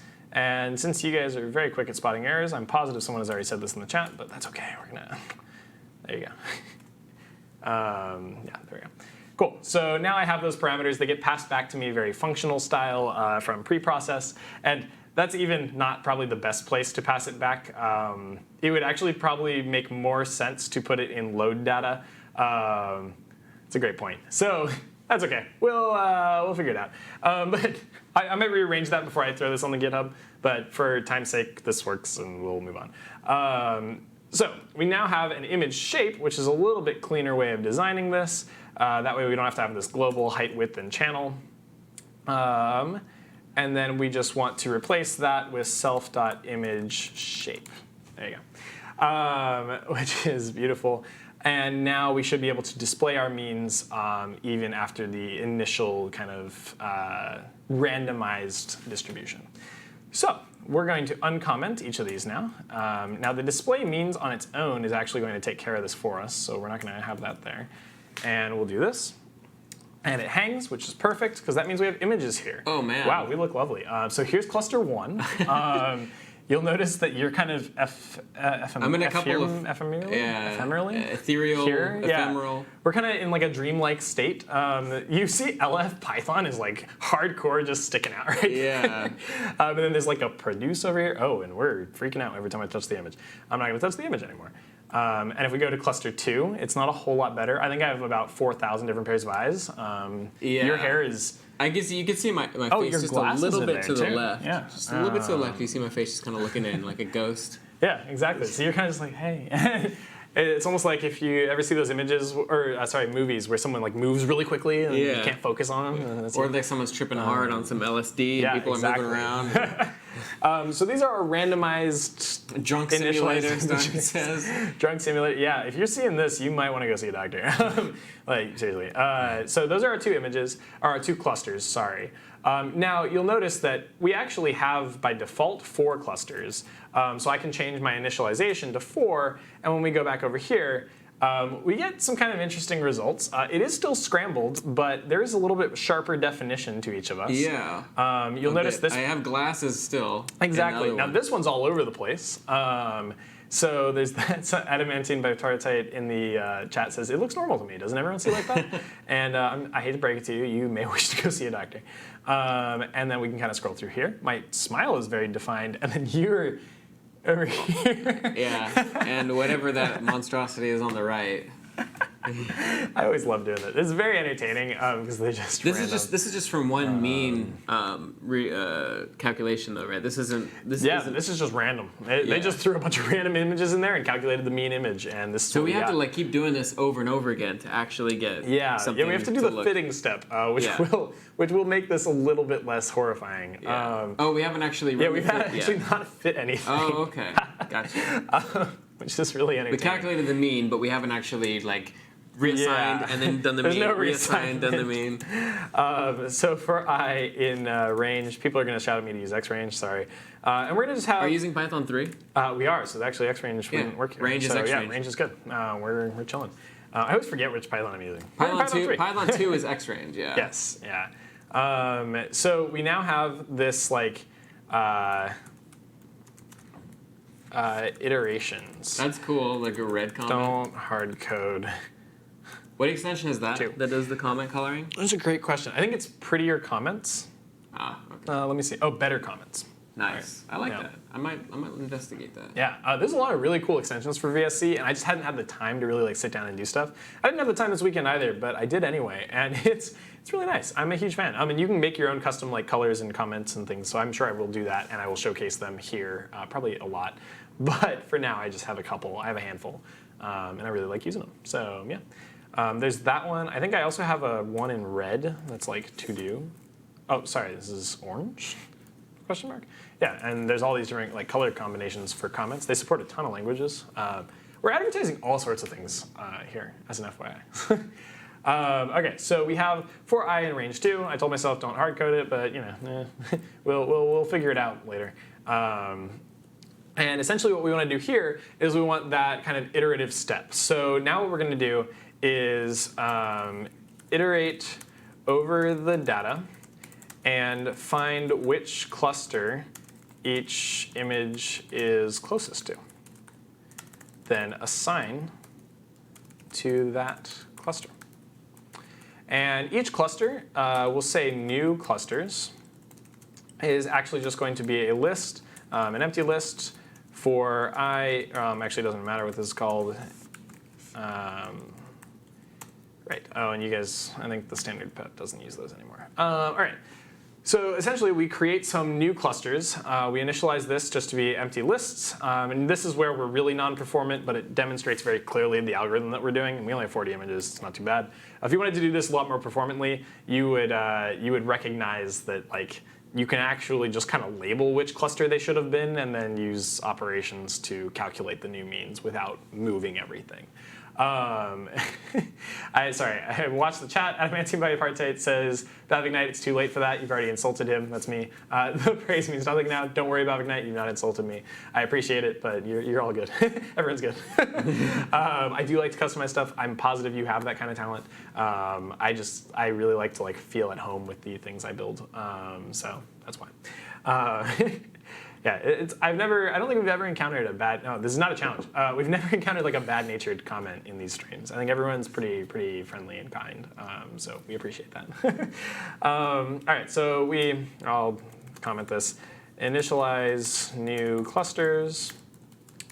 So now we're going to iterate over the data, and every time we, that's not a challenge. So every time we find a given image, we're going to calculate using some distance parameter, or sorry, distance function, the difference between it and the cluster that we're currently looking at. Oh man, yeah, okay. Well, it was a good effort. So you know what you're getting into. I know. I really should have kept my mouth shut. Can you just do a list literal instead of saying a list, the list constructor there, by the way, or does that cause a bug? Oh, you can. Yeah, so you can very reasonably do this. I just prefer the list constructor in the sense that instead of doing this, I prefer dict or set. Do you really? Yeah. Well, because if you do an initializer like this, I don't necessarily know if you mean an empty dict or an empty set. Oh, well, for that makes sense. Yep. And then because of that, I ended up getting into list constructor. Well, actually, does an empty set literal behave as an empty dict literal? I believe so, yeah. Really? Don't quote me on that. I know I said that. Because I think Merlin says there is no empty set literal. Yeah, because I was gonna say I usually only see the set constructor. Yeah, that's a good point. And then you would just have a set constructor that works like for blah. Well, in that case, it wouldn't work. You'd have to say set something equals that. Yeah. Yeah, well, that's a good point. So I guess I just use the constructor because it clarifies to me on quick reading. Gotcha. And maybe it's just a bad habit that I've gotten into. So good point. Different strokes for different folks, man. Yeah, that's a good point. But yeah, you could flip out or swap out that one and it would work just fine. All right, so then we say for image in data, everything that I want to do is I want to check how close it is. So I want to get a list of the distances. So I'm going to call this distances. And I want a list of the distances from this image to each of the clusters. And so we're going to do that in cluster order. And we're going to say self.distance of image and cluster. We'll say cluster mean for. Oh man, this might not work super cleanly as a list comprehension. It's a little long. I like to use them whenever possible, but they get a little bloated. They're a little out there. Well, also you're zoomed in too, which to make it readable for the chat. So actually, this it's kind of hard to I do. guess is a little bit of a mess, but that's okay. And this does what we want it to do. So sorry. Hopefully, it's easy to read for everybody. My text wrapper wrapped it around. Hopefully, it's not too big of a pain. If it is, you can download the code after, and it'll be a little bit clearer to read. Where's the distance function? Yeah, great next question. We it. haven't defined it. So we do need a distance function. We have our fit function. We have all these other functions. We do need to find Part a of me is worried that I'm not following along with what you're doing, and then I realize that you're writing just functions that don't exist. We're writing things that we just imagine exist, and they do certain things that we think exist, but they don't actually do anything. Or at least they don't this exist is going yet. to calculate the geometric, the distance formula for our image, our mean of our image versus or whatever current image we're sampling versus the mean image in that cluster. Yep, exactly. Okay. And so this is going to take in two NumPy arrays. I always forget this formula too. It's like x2 minus x1, like the square root of all of that. Actually, we're just going to call it image1, image2, because that's the general version of this. And all we have to do is return a single number. Now you'll notice that I kind of went away from my way of documenting these down below. Sorry. If I have time, I'll clean it up. Welcome to coding. So just laziness. All right, so we'll break this function apart, even though you could condense it into one kind of ugly line. It's actually not terrible. So what we're going to say is deltas is equivalent to really just image1 minus image2. It's not too bad. Then squares equals deltas squared. And then sums. Okay, maybe I should have just put this all in one. I don't know. I think this is useful. And then the distance is equivalent to np.square root of sums. And so what we then do is just return distance. And yes, you can combine many of these fairly reasonably into one, but we're not going to in this case. So first, I look at the difference between each of the coordinates within the image. So if I'm at pixel number 79, I subtract it from the corresponding pixel number 79, and then I call that delta for difference. And then from there, I take all of those deltas and I square them. So now they're all positive distances, or distances. This is just kind of the standard Euclidean way of measuring the difference between 2 points Because you or can two obviously sets have of a negative coordinates. distance. Right, it's not meaningful in our context, so we're not going to use them. So we square everything, and then I calculate the sum of each of those squares. So I'm just adding up each of those kind of individual point-wise distances, and then the distance is the square root to kind of compensate for the fact that I had this square term here. Now you'll notice mathematically that's not exactly what it does, but it kind of roughly puts us back down into a normal difference. And so now distance will tell us what the distance defined by us between two images is. Now there are other metrics for distance, so maybe let's say I wanted to do the minimum distance between two things, then I might actually just take the minimum of deltas, for example, where each pixel has some distance, and then I take the minimum distance between any two pixels. Except what I would actually have to do is calculate this deltas for all pairs of pixels. So pixel 0 has some set of distances from all the other pixels, and then pixel 1 has some set of pixel differences from all the other pixels. So it's a little bit more computationally intense, but either way, you're performing some computation. And what this lets us do, the reason we abstract out this distance function is, of course, to allow us to swap out distances pretty conveniently. And there are many, many versions of distance functions. Baving Knight recommended Manhattan distance, but I have no idea what that means. Not super familiar with it, but there are many. So we now have a way of getting the distance. And if you look down here in our kind of iterative step, we're iterating over each image within our data. Let's just verify we have data. Yeah, cool. And what we're doing from there is we're saying, OK, how far are you from the cluster mean for each cluster? And then the one that we want to assign it to is the least one. Is the minimum one. So we're going to do np.argmin of distances. And this tells me which index has the smallest distance. Oh, cool. So Manhattan is actually just the L1 distance, and Euclidean is L2. You can go all the way through L infinite. And, I don't know what is L. What does that mean? Not sure where L came from. It's really just kind of a kind of standard, unlike the Wikipedia page. There's L1 space, L2 space, and so on, L infinite space. I believe the L1 space is kind of a unit square. L2 is the circle, and then L infinite, oh, sorry, maybe L infinite is the square. L1 is this diamond shape, and then L2 is our circle for a unit. Yeah, I'm gonna have to look that up later. It's something. It's kind of worth looking through, but it's not super important for us. We're just going to use L2/Euclidean distance. Bad Bayesian, the name sounds fairly mathematical. Bayesian is very very entertaining. All right, so we now know which index we're going to assign this this image to, and we're going to just say new clusters. at index.append image. And people are like, wait, but you have horrifyingly like created new things every time, and it's ugly and gross. And you're right. I'm sorry. So we now create new pieces every time, and it's not super performant and things, but are we then reassigning new clusters to the mean clusters in the class? Yeah, so then after all of these images have been reassigned, we're then going to recalculate our mean. And so now what we want to do is just kind of copy this. Adam, I think I did check out that website at one point, and it looked like it had a lot of notes on it. I've been not spending a ton of time on math. I do want to get my math up. I need to get through calculus, which means I'm reviewing pre-cal at the moment, so I'm not exactly as up to the skill level of most Harvard grads or Harvard undergrads, but it looked okay. I haven't spent a lot of time on the website, but thank you for the suggestion. Oh, sweet. Yeah.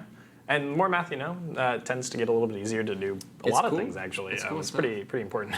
Hated math growing up, but I get more appreciation for it the more I see it in the context of CS. Yeah, which exactly. I care about more. Which is a good point. So essentially, this is it.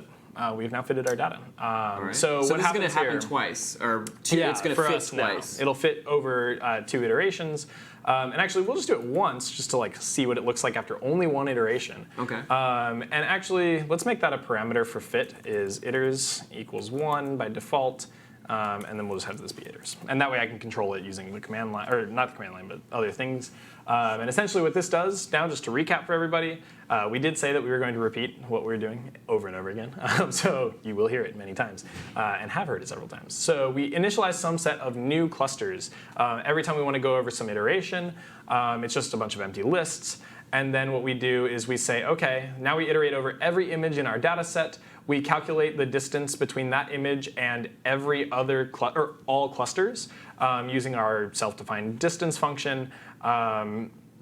From there, we know which index we should reassign it to, or which cluster we should assign it to, by taking the argmin of those distances. So just which argument provides the minimum of distance. So if I iterate over distances and the minimum number sits at index number 3, argmin will return 3. It does not return the minimum distance. And then our new clusters index is going to, at that index, we're going to just append that individual image. And then from there, after we've kind of iterated over all of the data, we're going to say, OK, now recalculate the mean given our new clusters. And then we're going to iterate and just do that over and over again. So this is going to garbage collect the prior mean images. It will garbage collect it. I could delete it in certain ways and build this a little bit better. But we're being kind of clumsy for the sake of education.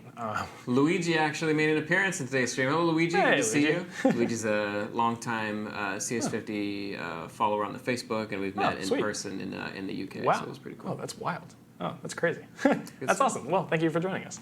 And so we now have our fit function, and we have the ability to display our means after we've done it. So now we just got to put everything together. Cool. And so we're saying that k equals 4. We're going to try and run fit once. So it'll only run through 1 iteration. Oh, and I did want to pretty display this, as people might have pointed, or no one really pointed this out, but we're going to do it anyway, because it makes things really user-friendly. TQDM. Yeah, there we go. So adding those 2 very simple tags to the developers of TakeUDM's benefit, it allows us to have this like pretty iteration. So you'll notice after we go through all 40 of them, our little progress bar filled up. And if we had many of these steps, this would make things a little bit more convenient. It's pretty cool. Oh wow, it's starting to look and it's looking a little bit cleaner, coherent, right? Yeah. And this is after only 1 step. We haven't really done anything. But the image for cluster 1 is actually fairly reasonable. We look a little bit more like people. This one still has my face kind of ghosting in the background, but it does look a little bit more solid. We seem to have some kind of steps taken to make us all look like I got like crazy tan and then like harsh fall off there to like much paler. Colton actually bathed under a torn piece of aluminum foil. Yeah, that's what it looks like. Sunbathed, sorry. And in this one, I look like I might be a multidimensional being, but we are mostly in the right realm. And then Colton also looks like a multidimensional being who's, again, mostly in the right place. In and out of existence. You're like mostly in the right universe. And then here we have, wow, Colton's like pensive look is very clear in that one, whereas mine is just like I'm all over the place.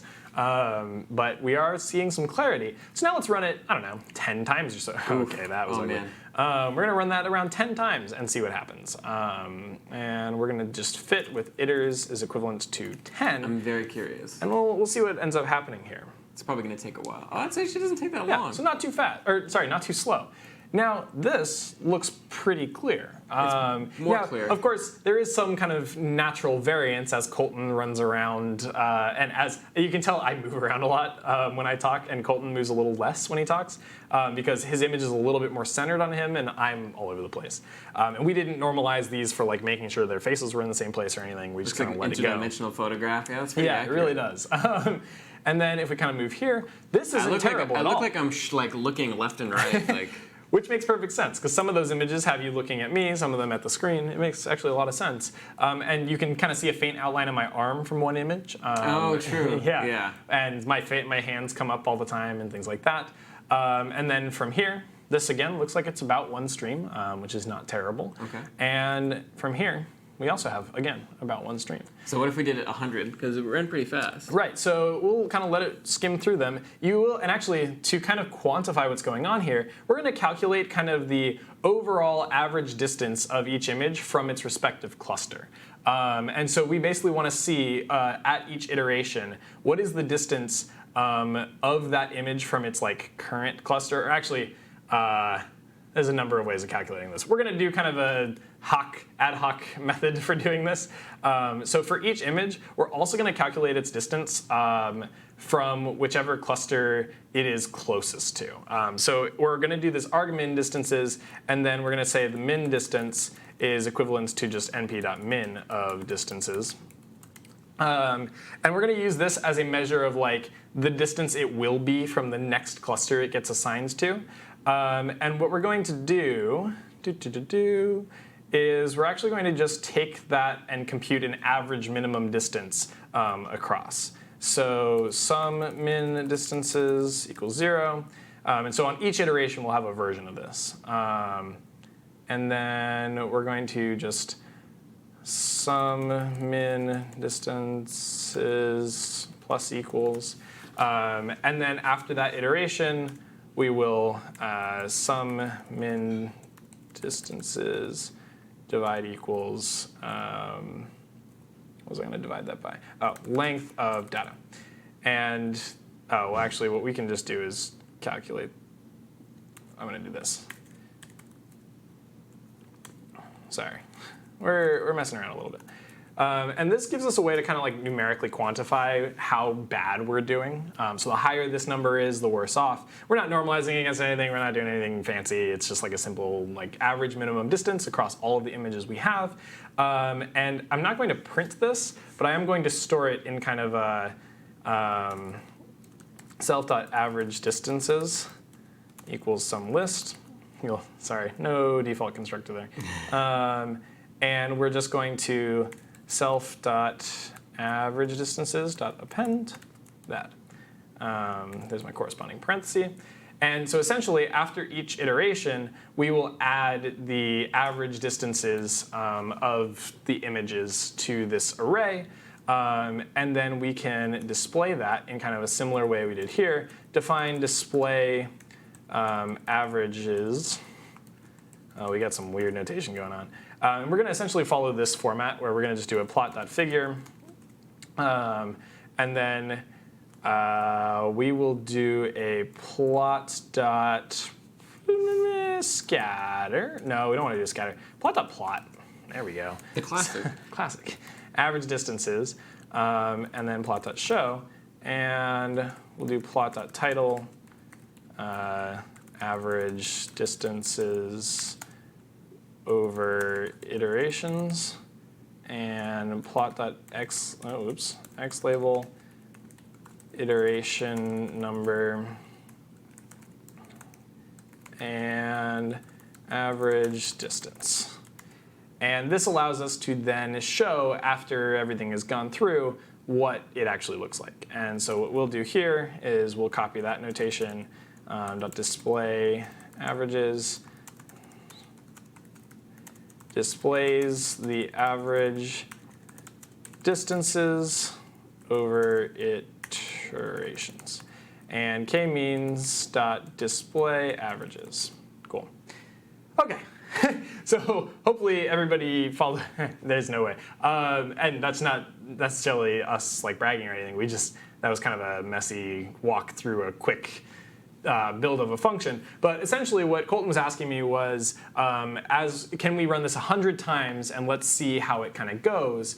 And yes, we can run it 100 times, but what we'll end up seeing, hopefully, knock on wood, is that the kind of loss or error that we have, and this isn't necessarily a great measure of loss, but it works in this case, will go down exponentially like this. And so after I think around 10 iterations, might even be fewer because our data's so small, we actually won't see a whole lot of improvement from there on. And so now if we run this, oh, I didn't run it with 100, sorry. Let me run this with 100 iterations, and we'll watch that ping through for a sec. And now as that's pinging through, I'm actually going to add a try. You're going to try and do a little bit of we'll do a little bit of error engineering. Handling.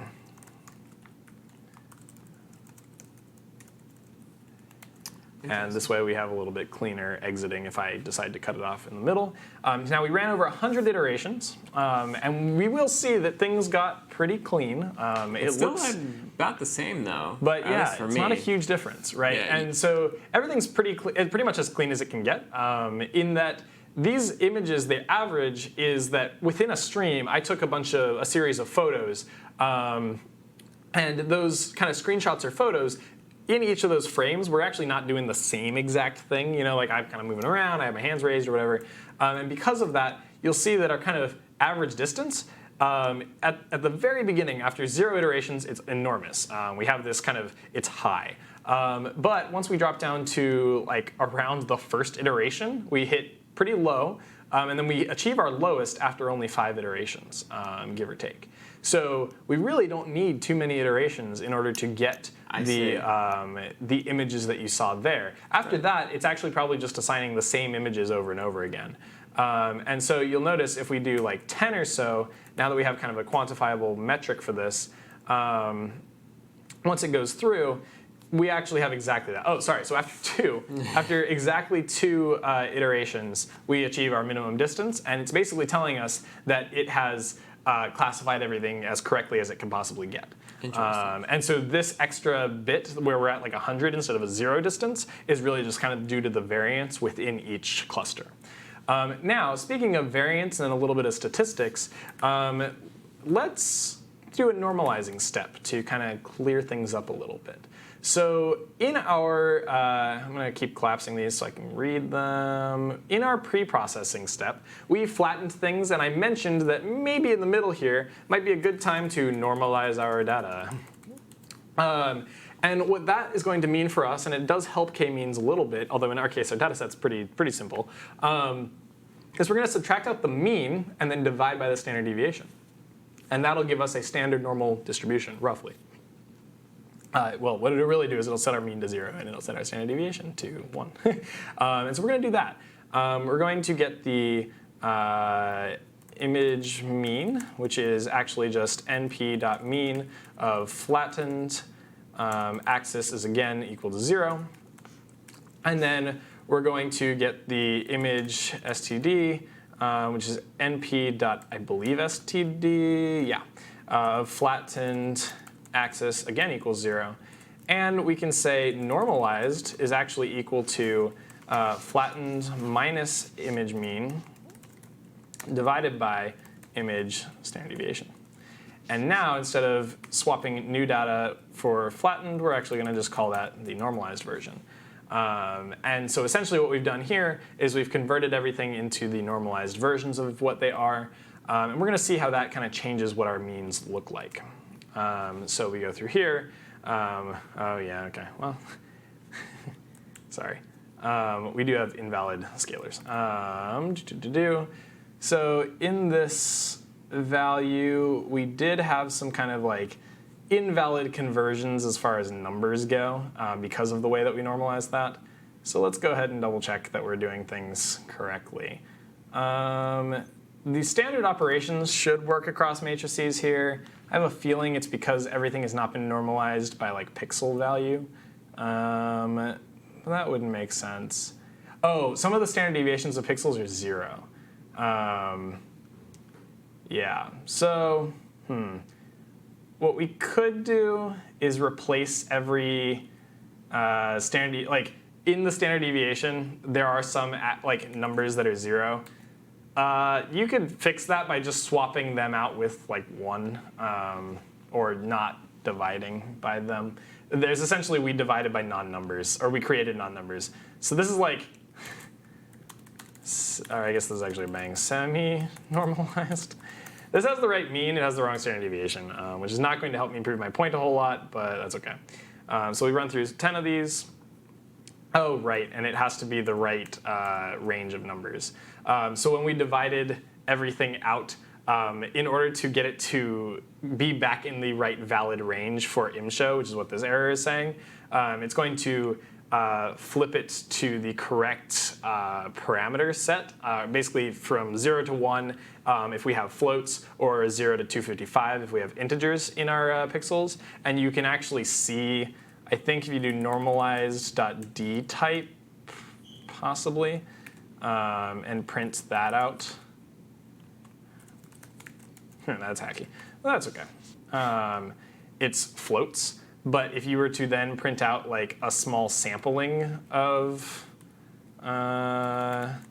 normalized and look at kind of the ranges of those values, you end up with these weird like negative values and so on, which is not quite what we want.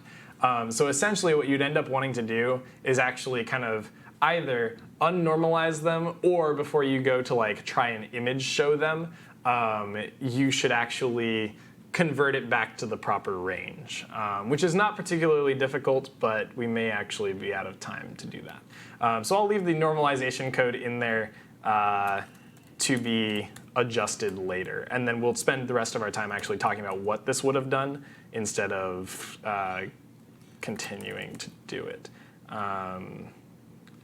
Just because it is important, but we're gonna leave it alone for a sec.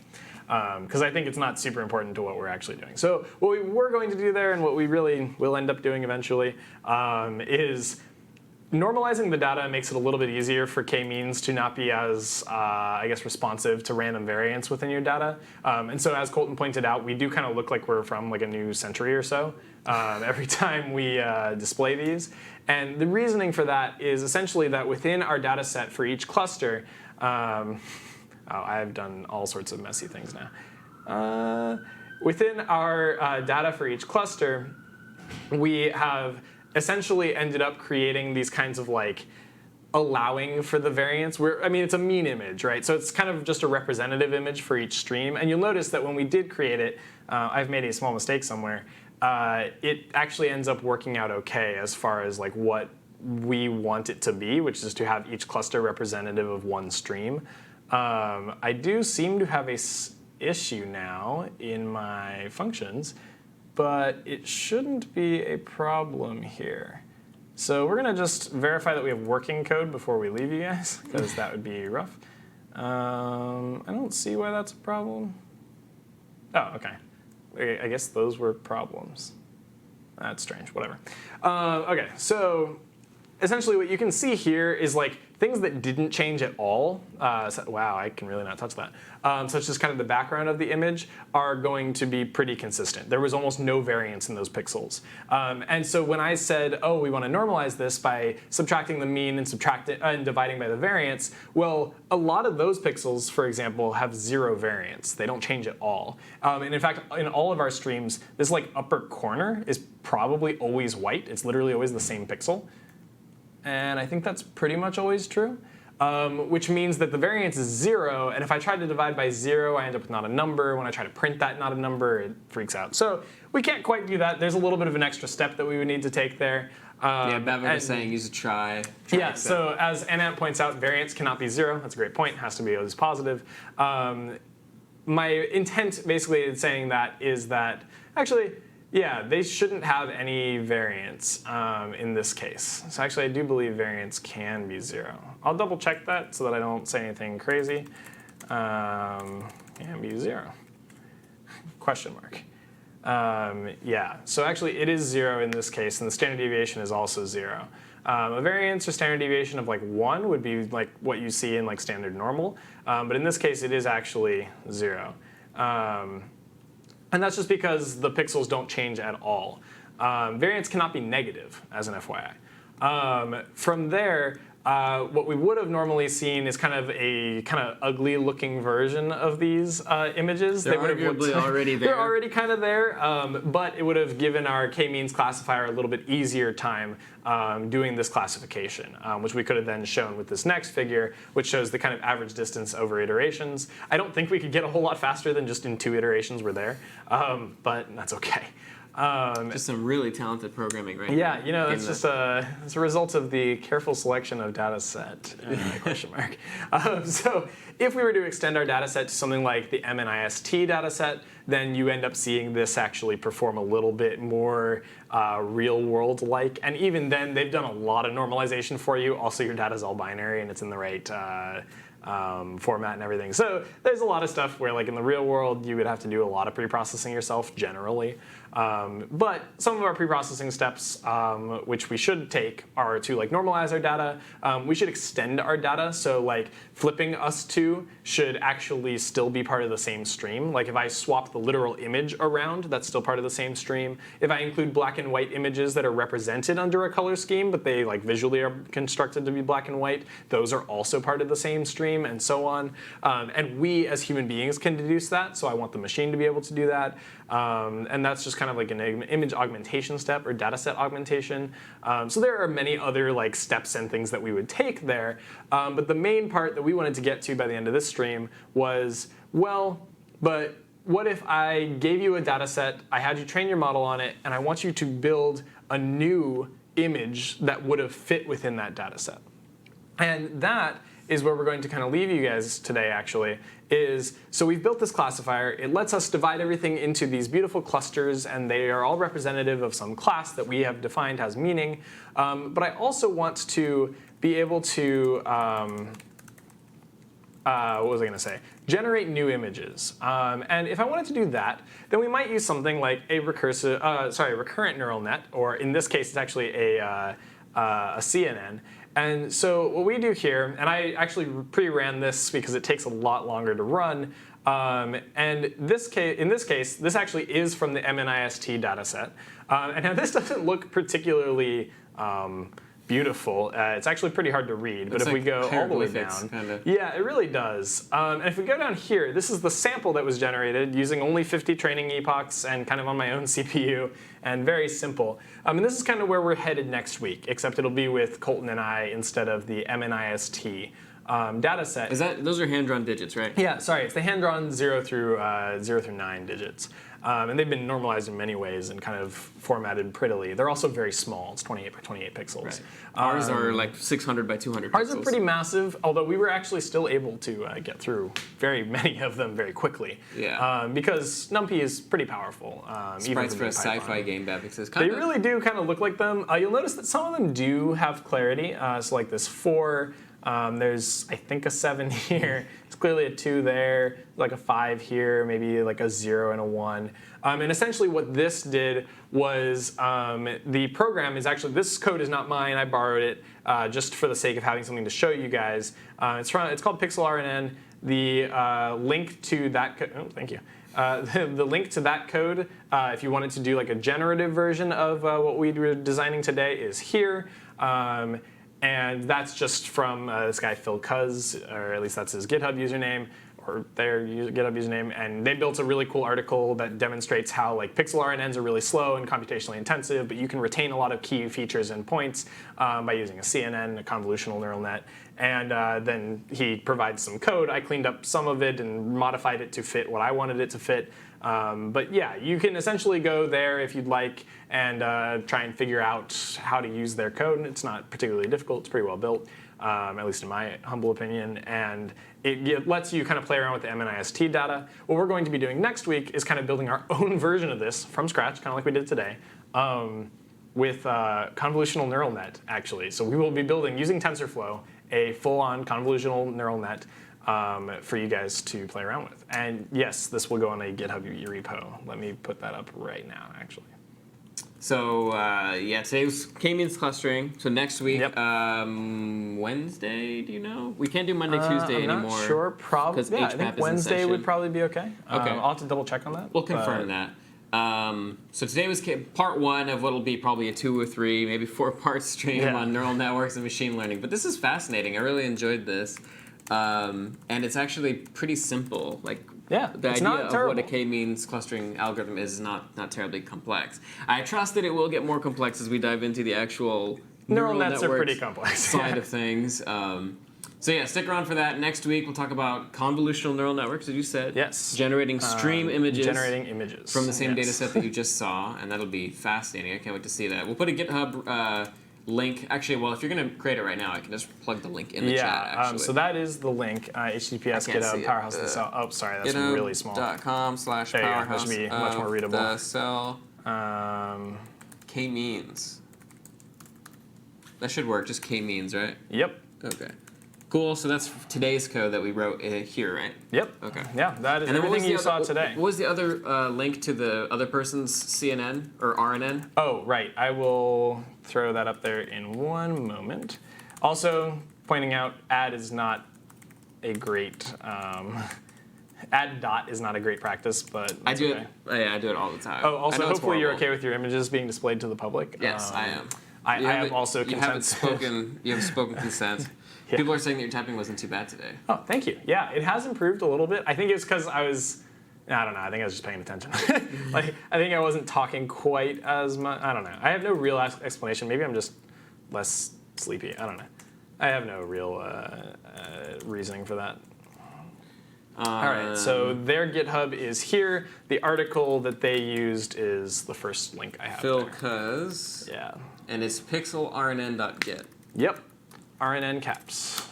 Cool. So check that out. And what was the article? And the article is also up there. Oh, well. Is there a link to the article on the GitHub repo? I believe there is. Okay. So you should be able. And I mean, you could also just type in Philip I'm not going to pronounce that. Kuznetsov. Yep. Cool guy. This is a really cool article. It's pretty easy to walk through. It doesn't require too much math. And you can kind of understand why this kind of CNN has some advantages over an RNN, at least for like playing around. But yeah, I would recommend kind of reading through that article. We'll talk through a lot of the same things that he talks through in his article. We're going to probably spend a lot of time dealing with like what a convolution is, because that is something from like signals theory and processing. But it is very useful to understand what they are. We will build probably a convolutional neural net because we'll want to demonstrate it in the stream. There will actually probably be a bit of template code that we'll put up just to make it a little easier for the people at home to follow along. We'll build some helper functions to make things a little simpler. And we'll put that all up in GitHub. So yeah, thank you for listening to the k-means image vomit, I guess, that came at you guys today. No, this is good. This is good stuff. Someone asked, what is chat codes Python? So nice segue to tomorrow's stream. Just going to be me tomorrow. I'm going to basically have chat open, and we're going to write some Python scripts. But I'm not going to write any of the lines myself. People in the chat are going to write the lines. I'm going to sort of call on people, and we'll assemble a Python program line by line based on what people say in the chat. And we'll have, I think what I'll do is I'll bring a few like target exercises to the table, like let's print hello world, like let's create a function that will sum 2 numbers or something like that. And then what we'll do is we'll mark each individual line with that username of that person so we can see who's contributed to the script all at once. And we're gonna use only icons for people when I call on people. So we can either do gutex in the stream or kappa in the stream, and that'll let me know that I can call on you.